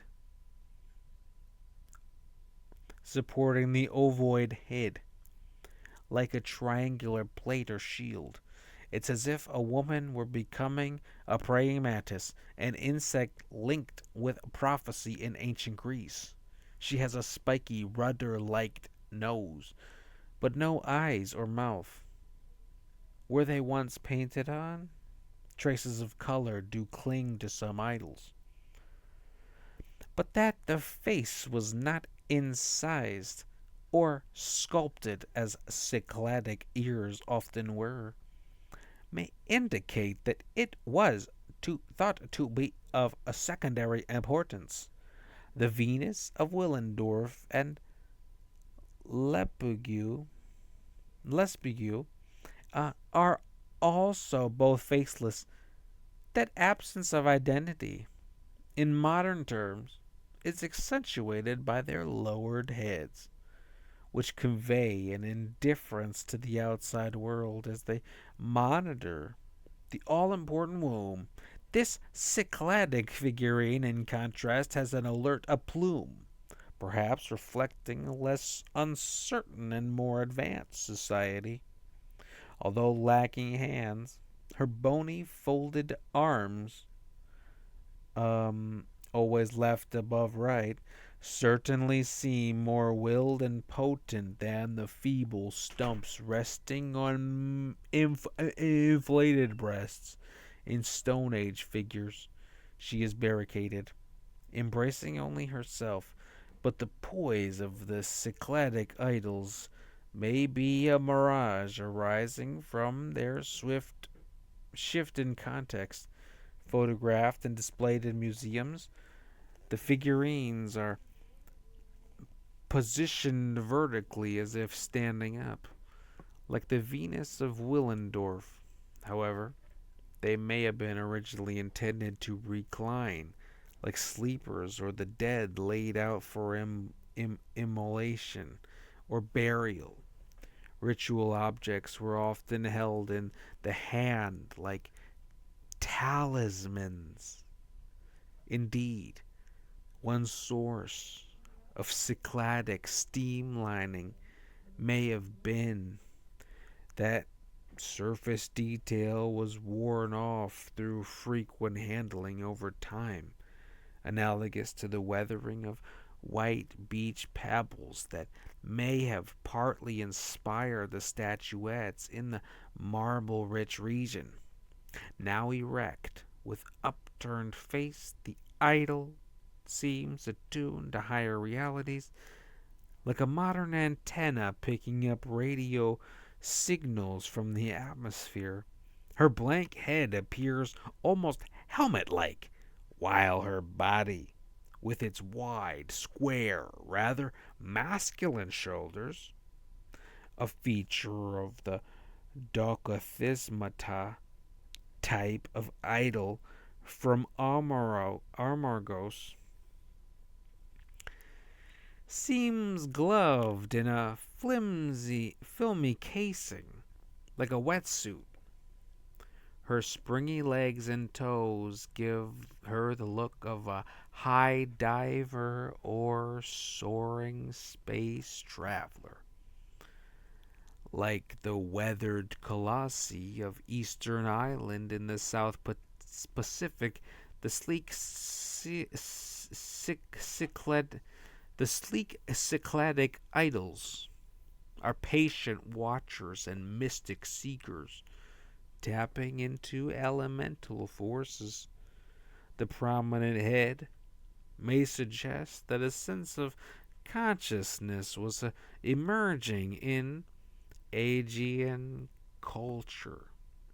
Mind had not yet been dualistically severed from body, nor had the concept of an eternal soul been born. Yep, right there, aren't I? Right. But progress is detectable out of humanity's early state of fearful passivity toward nature and matter. These these cryptic figurines are daring explorations of form and structure, with the body represented as a skeletal frame and not simply as a heaving mass of fluid flesh. The history of the Cycladic idols demonstrates how works of art change in meaning over time. We may never know what the figurines meant to their fabricators, but to many important modern artists, Here's a list: Pablo Picasso, Konstantin Brancusi, Andre Derain, Jacob Epstein, Amadeo Modigliani, Jean Arp,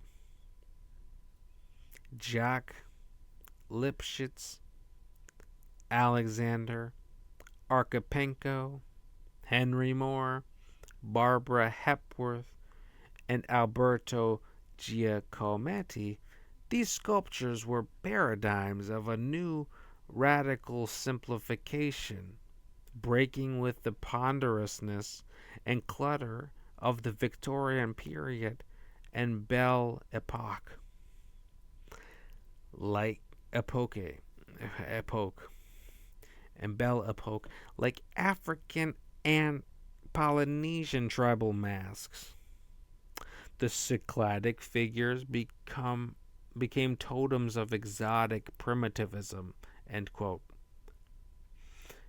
Before and after World War I, amid a revival of world mythology that was revolutionizing psychology and anthropology, they seemed to embody universal archetypes rather than the neurotic individualism of decadent Europe. Although modernism as a movement may be nearly exhausted, the clarity and grace of these objects remain. Perhaps their spirituality can be even better appreciated now, propped upright. The Cycladic idols are those who stand and wait. Human beings, battered by time and fate, but still hoping for a revelation from beyond.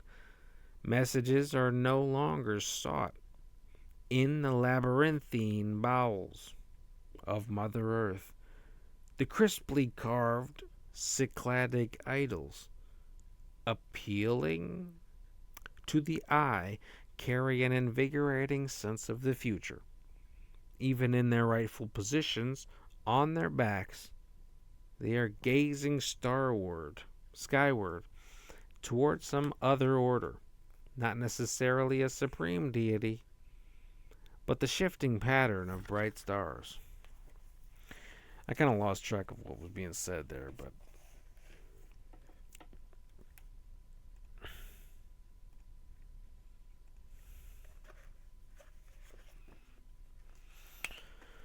move on to the next chapter. This is, it's so long, man. So, why don't I continue?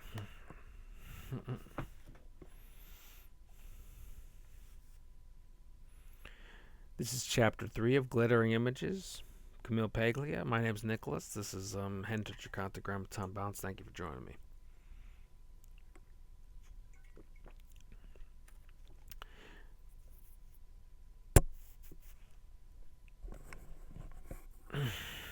The race. Charioteer of Delphi. The athlete was a prince in ancient Greece. In the prestige system of competitive sport invented by the Greeks, a superbly conditioned young man who triumphed over all others was a favorite of the gods. Poets composed odes to him, and sculptors memorialized his beauty. His gifts gave him charisma, an aura of divine light. I'll quickly read the description of the image we're seeing. This sculpture, Charioteer of Delphi, circa 475 BC, bronze, 5 foot 11 inches.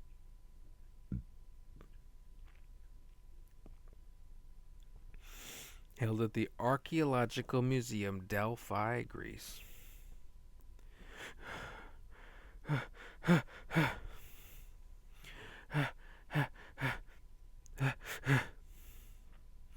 The Charioteer of Delphi is a rare example of a life-size bronze sculpture surviving from classical antiquity.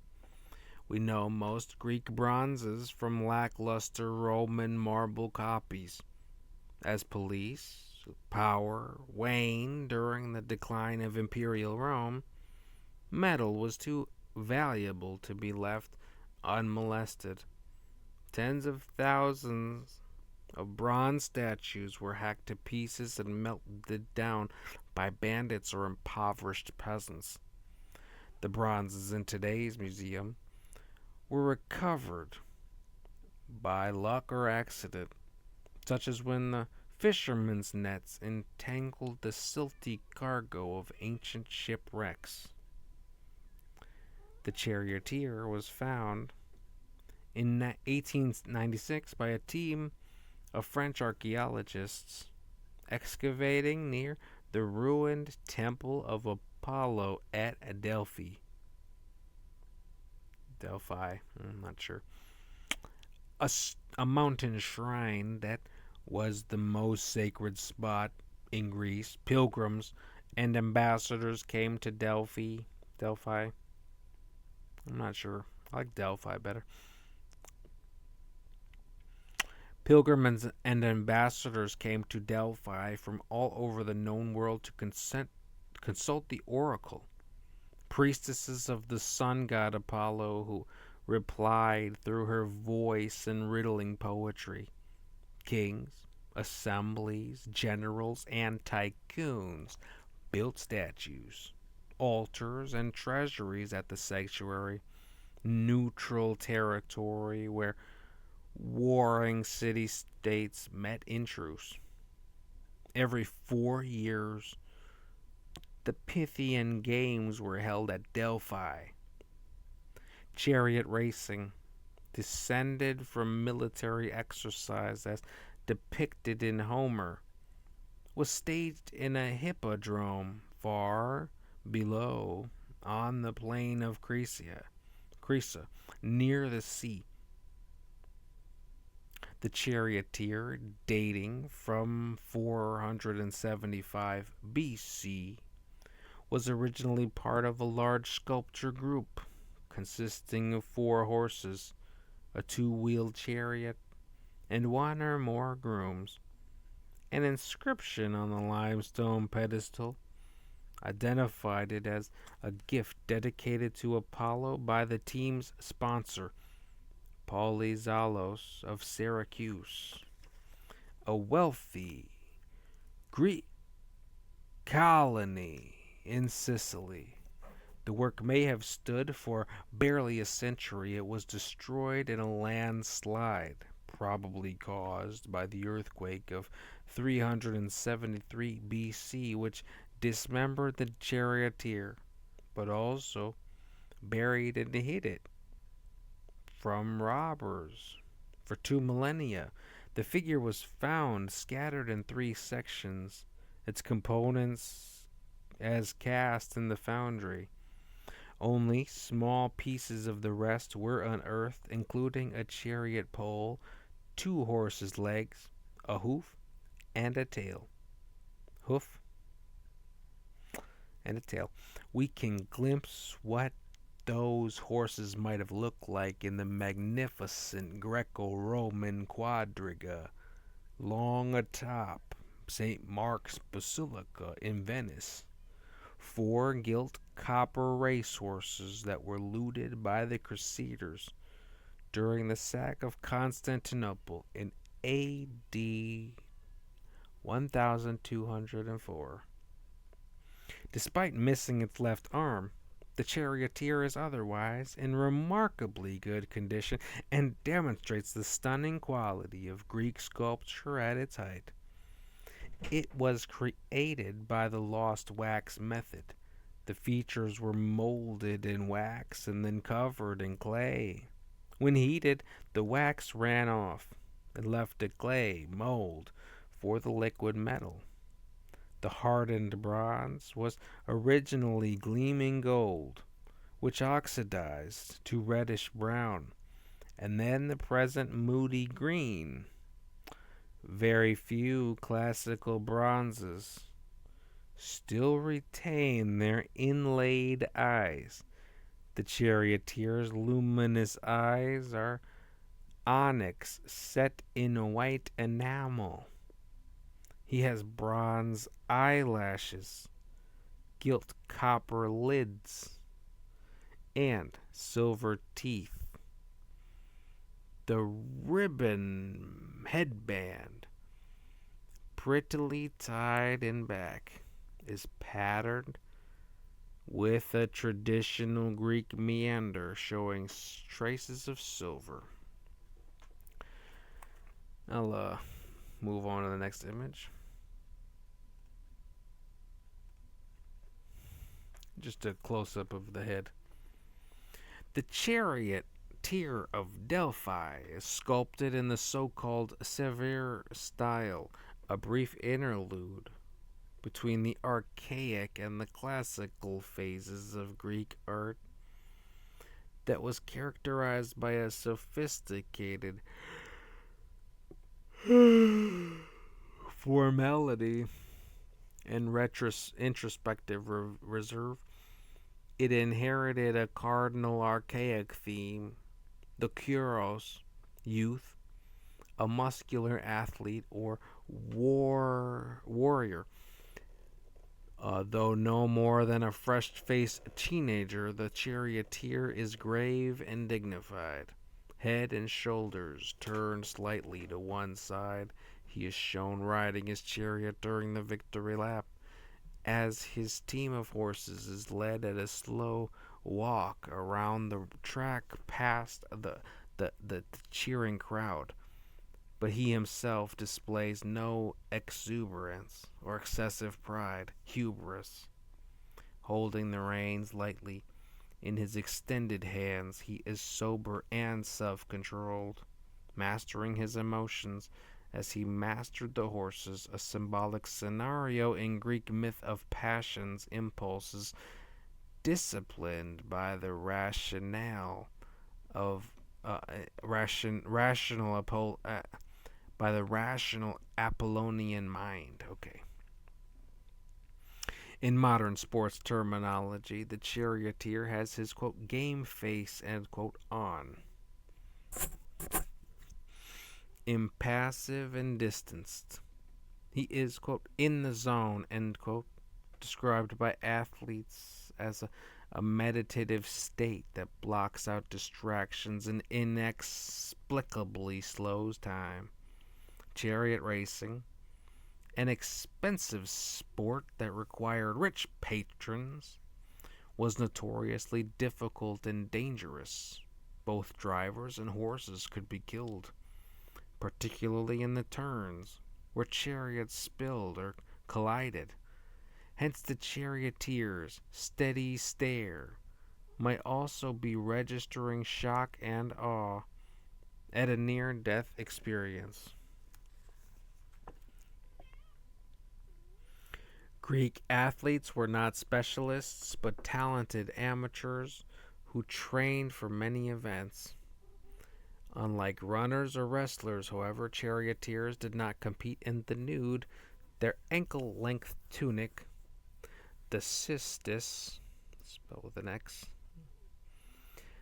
originally a shield against dust and debris, was oddly the same one worn by Greek musicians, the charioteer's tunic, exposing only his muscular arms and strong bare feet with tendons and reins realistically rendered, is a pleated chiton in the Ionian style.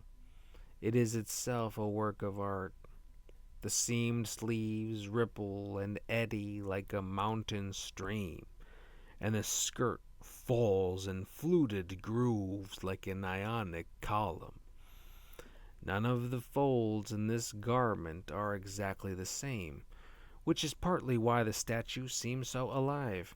The high belt joins a yoke that crisscrosses in the back to prevent the tunic from filling and dragging like a sail in the wind. If the charioteer's legs seem overlong,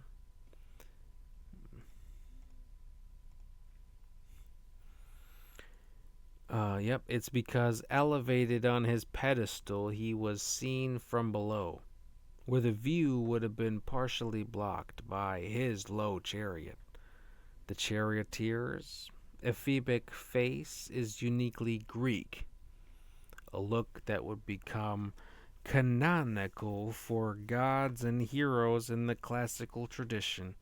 His brow is high and wide, and his nose straight and narrow with an unbroken bridge. His mouth is and beardless cheeks are full, with a short upper lip and prominent fleshy chin. His crown hair is treated schematically, as if matted with sweat. But his sideburns and escaping curls have a playful, even flirtatious expressiveness. Hi, pal. You are so needy, my friend. I love you. Yeah. Greek homosexual idealism glamorized young male beauty without necessarily, as we see in Plato, seeking physical contact. The cherry. Come on, Bombay. I can't handle this.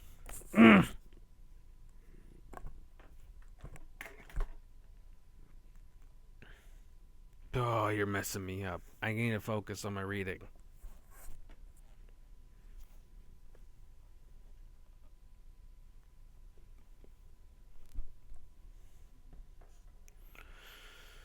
Uh huh.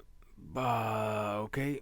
The charioteer's intricate body shrouding garment symbolizes his remoteness and chastity. Most archaic male statues had been boldly nude. His spiritual balance can also be felt in the even, forthright distribution of weight between his feet as he glazes to his right. His eye line cuts at an angle across the tunic's folds, creating complex visual interest and reinforcing a sense of his collected composure. The charioteer of Delphi represents a stillness of perception, a peak monument, a peak moment where an exceptional person has become a work of art, the focus of all eyes, human and divine. He embodies the Greek principle of kalokagathia, quote, the beautiful and the good, which saw virtue and physical beauty as inseparably intertwined. The Greeks defined existence as a struggle or contest, agon, that tested and built character. To strive to be the best was a moral duty. Life was a perpetual game or race, with little hope of rest. The mad motion on the dirt track may be forgotten for an hour as the winner humbly accepts his tributes. But victory is as transient as a young man's perfect beauty, which the Greeks described as a flower that blooms and vanishes.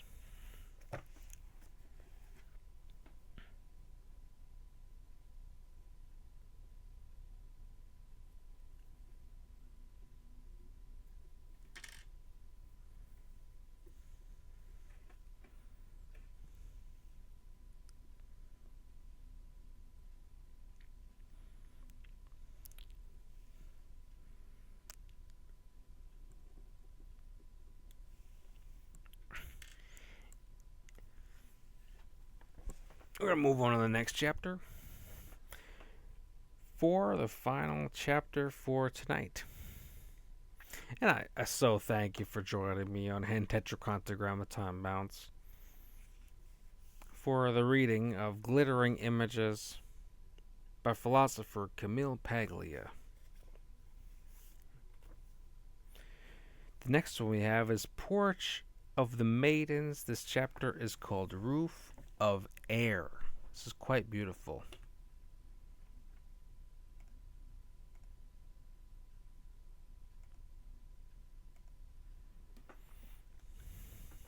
So, again, I just photocopied these right from out the book. Obviously, I read with fair use purposes for scholarship and criticism. And I would encourage, if anyone is appreciating the book I'm reading, to purchase their own copy and support this living author. This is Porch of the Maidens. I'll read the caption, and we'll... This is longer than I expected, but yeah, it's 1, 2, 3, 4 pages, so we'll finish up here and close down for the night. It is getting late, I should say. Roof of Air, Chapter 4, Glittering Images. Here it is. Okay, Porch of the Maidens is the caption. Pentelic marble. The Erythrium, Acropolis, Athens, Greece. When is the burden of the gods lighter than air? 6 stately young women stand like sentinels on a marble parapet atop the Athenian Acropolis. They are gazing at the Parthenon, the great temple of Athena, that, even in its present ruin, is one of the marvels of the world. Casual and relaxed, the women are balancing a heavy stone roof on their heads. It is a remarkable display of female power. Voluptuous curves combined with massive muscular strength. Since the Roman era, columns shaped like women have been called caryatids.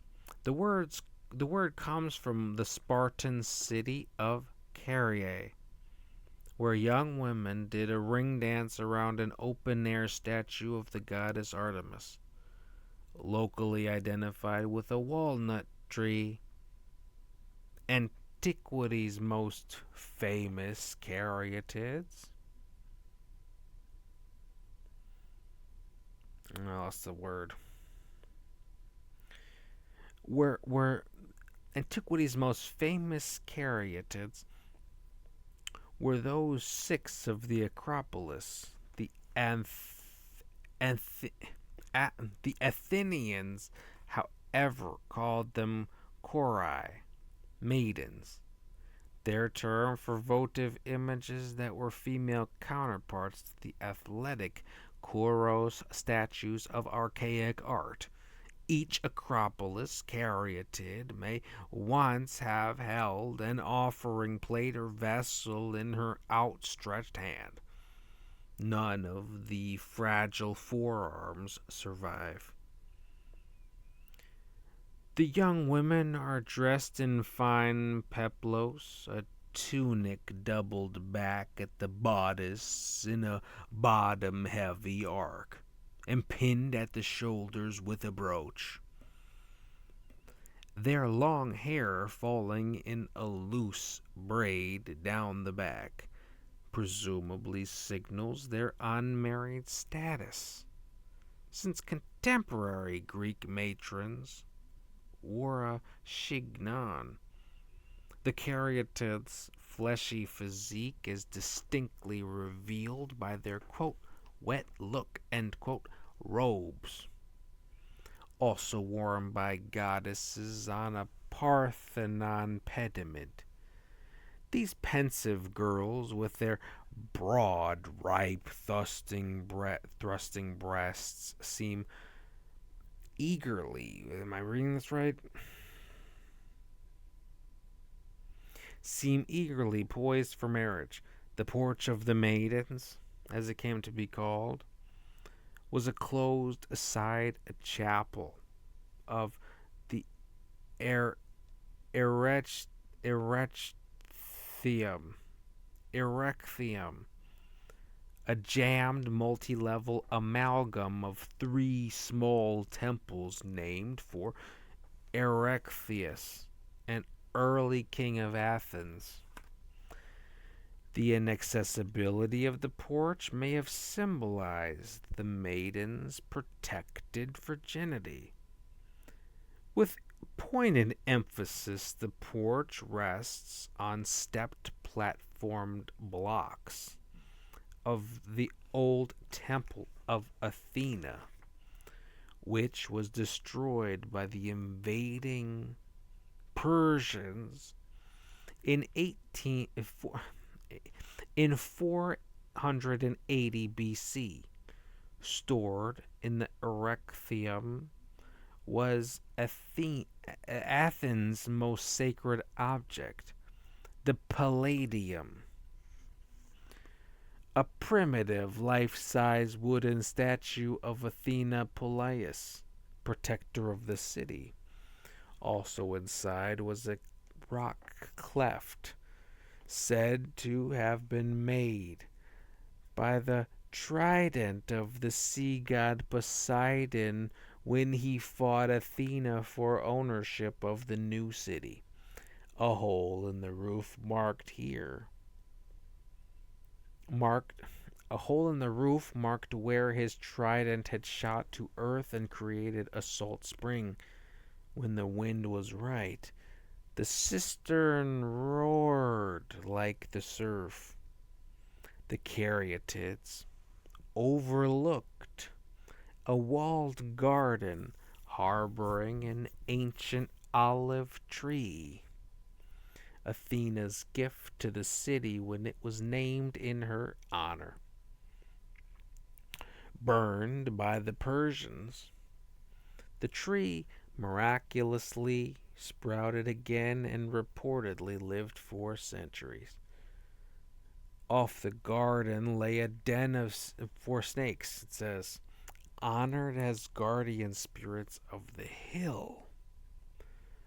The caryatids faced the Parthenon, dedicated to Athena Parthenos, quote, the Virgin, end quote, during the High Classic era dominated by the cultivated statesman Pericles. Every year, the great Panathenaic procession passed on its path to the outdoor altar of Athena Polias, just beyond the Parthenon.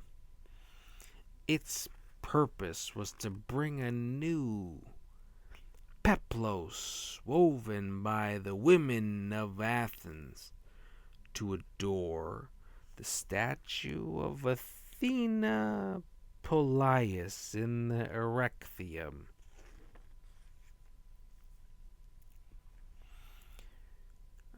Where am I at? It says, displayed on a cart through the city from the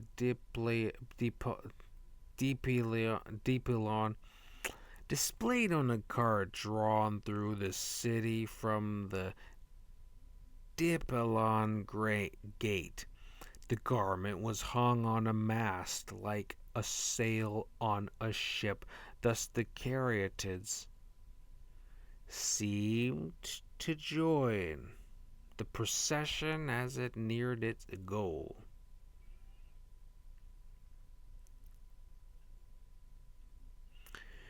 The 6 living pillars of the Porch of the Maidens recall the distant organic origin of all architectural columns, bundled reeds, or tree trunks.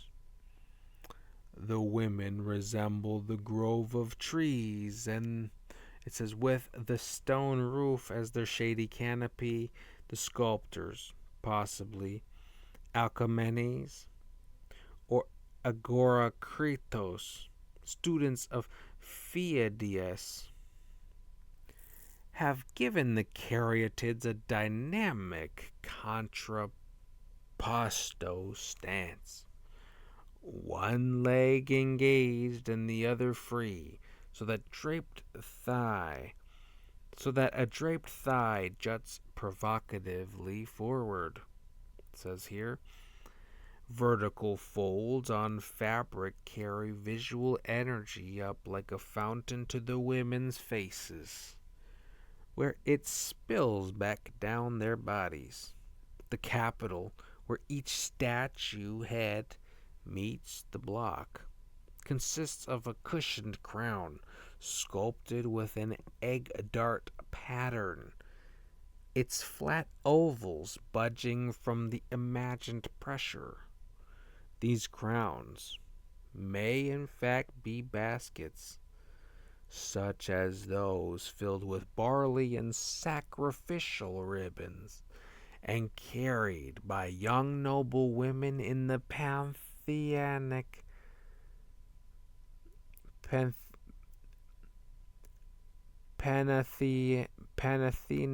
Panathenaic procession.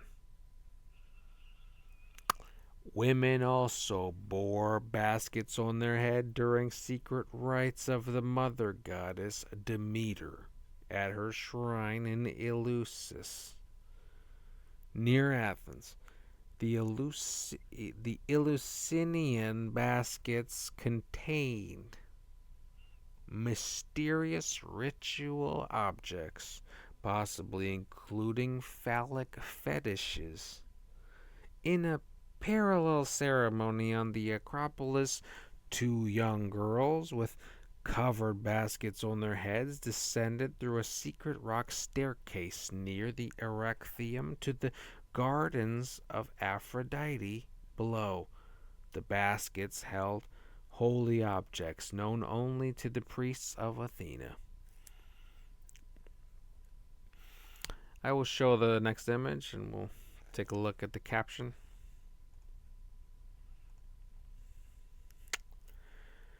Acropolis, Athens, Greece. The caryatids of the small porch of the maidens on the Erechtheum, left center, gaze at the Parthenon center, the great temple of Athena. At far right is the rock peak of the Areopagus, associated with ancient law courts and justice. I'll continue reading the paragraph. I have but the Parthenon and the Erechtheum, left center, okay, remained relatively well preserved for 1,000 years until they were caught up in war. Until the Ottoman Empire, the Parthenon became a mosque and the Acropolis a fortress torn by gun battles between the Turks and the invading Venetians.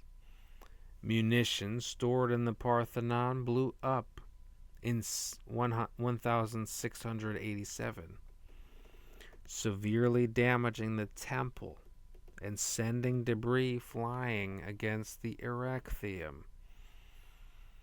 After more violence during the Greek War of Independence in the early 19th century, the Erechtheum collapsed, leaving the porch of the maiden standing. Travelers reported flecks of dazzling white marble exposed where bullets had hit the caryatids and chipped off their patina. One of the statues was among the Acropolis sculptures removed by Lord Elgin, the British ambassador to Constantinople. now in the British Museum, along with the other Elgin marbles, whose return has been demanded by Greek patriots. That caryatid is in better condition than its five companions, who were eroded by acid pollution in modern Athens. In 1979, they were moved to the Acropolis Museum, with fiberglass replicas put in their place. I'm going to go to the next slide and we'll read that. So this here I have caryatid from the Porch of the Maidens, Pentelic marble, 7 foot by 7 inches, removed by Lord Elgin or Elgin from the Acropolis in Athens and now in the British Museum in London. Getting to the end here, finish up real quick. In his famous manifesto on architecture, the Roman writer Vitruvius propagated an error about the Acropolis cryptids. They depict, he claimed, the humiliated and enslaved matrons of Caria, punished by fellow Greeks because of its treacherous deflection, it says, to the Persians. But it is unlikely that the Athenians would have devoted such a monumental and sensitively placed statement to that remote event. Pardon. Furthermore, the entire power of the caryatids comes from our sense that women's subordination is not imposed, but freely chosen. Spaced at a generous distance, they seem confidently complete individuals who belong to a dedicated cohort. They are a sisterhood with one thing weighing on their minds: service to the gods. The air around them is transparent, yet highly charged with religious feeling, by one of those optical illusions for which the architects of the restored Acropolis were renowned. The two central statues, their knees in mirror image reversal, seem to carry the brunt of the roof.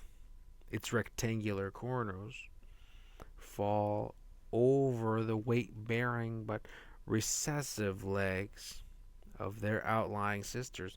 Hence the roof seems to float, as if the women were supporting it by thought alone. Their dignity shows how the Greeks honored their gods, not through genuflection or self-abuse, but through assertions of human value and pride.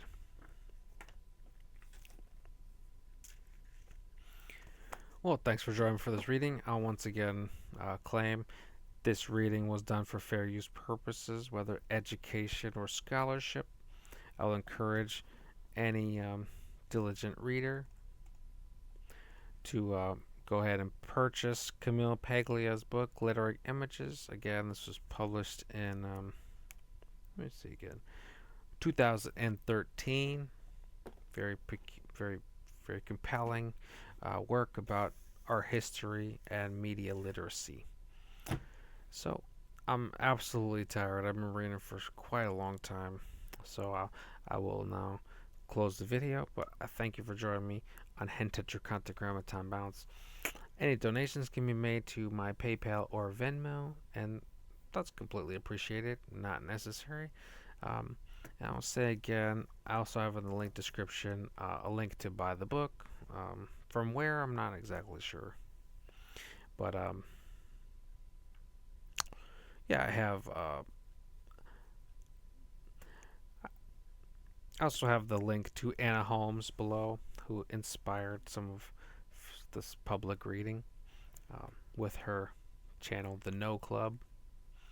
And hmm, yeah, very interesting. So I hope to bring forward another episode sometime soon. In any case, my name's been Nicholas. Enter Chicantogram with 10 pounds. And thank you for joining me. And I'll see you in another video again real soon. Feel free to leave any comments if you're interested in discussion. But I'm just kind of taking it as is. This is all new to me. A lot of name dropping here. So I did my best with the names, but not perfect. Well, it's getting late here. Been reading longer than I expected. So, anyway, have a blessed night. Thank you so much. Be well.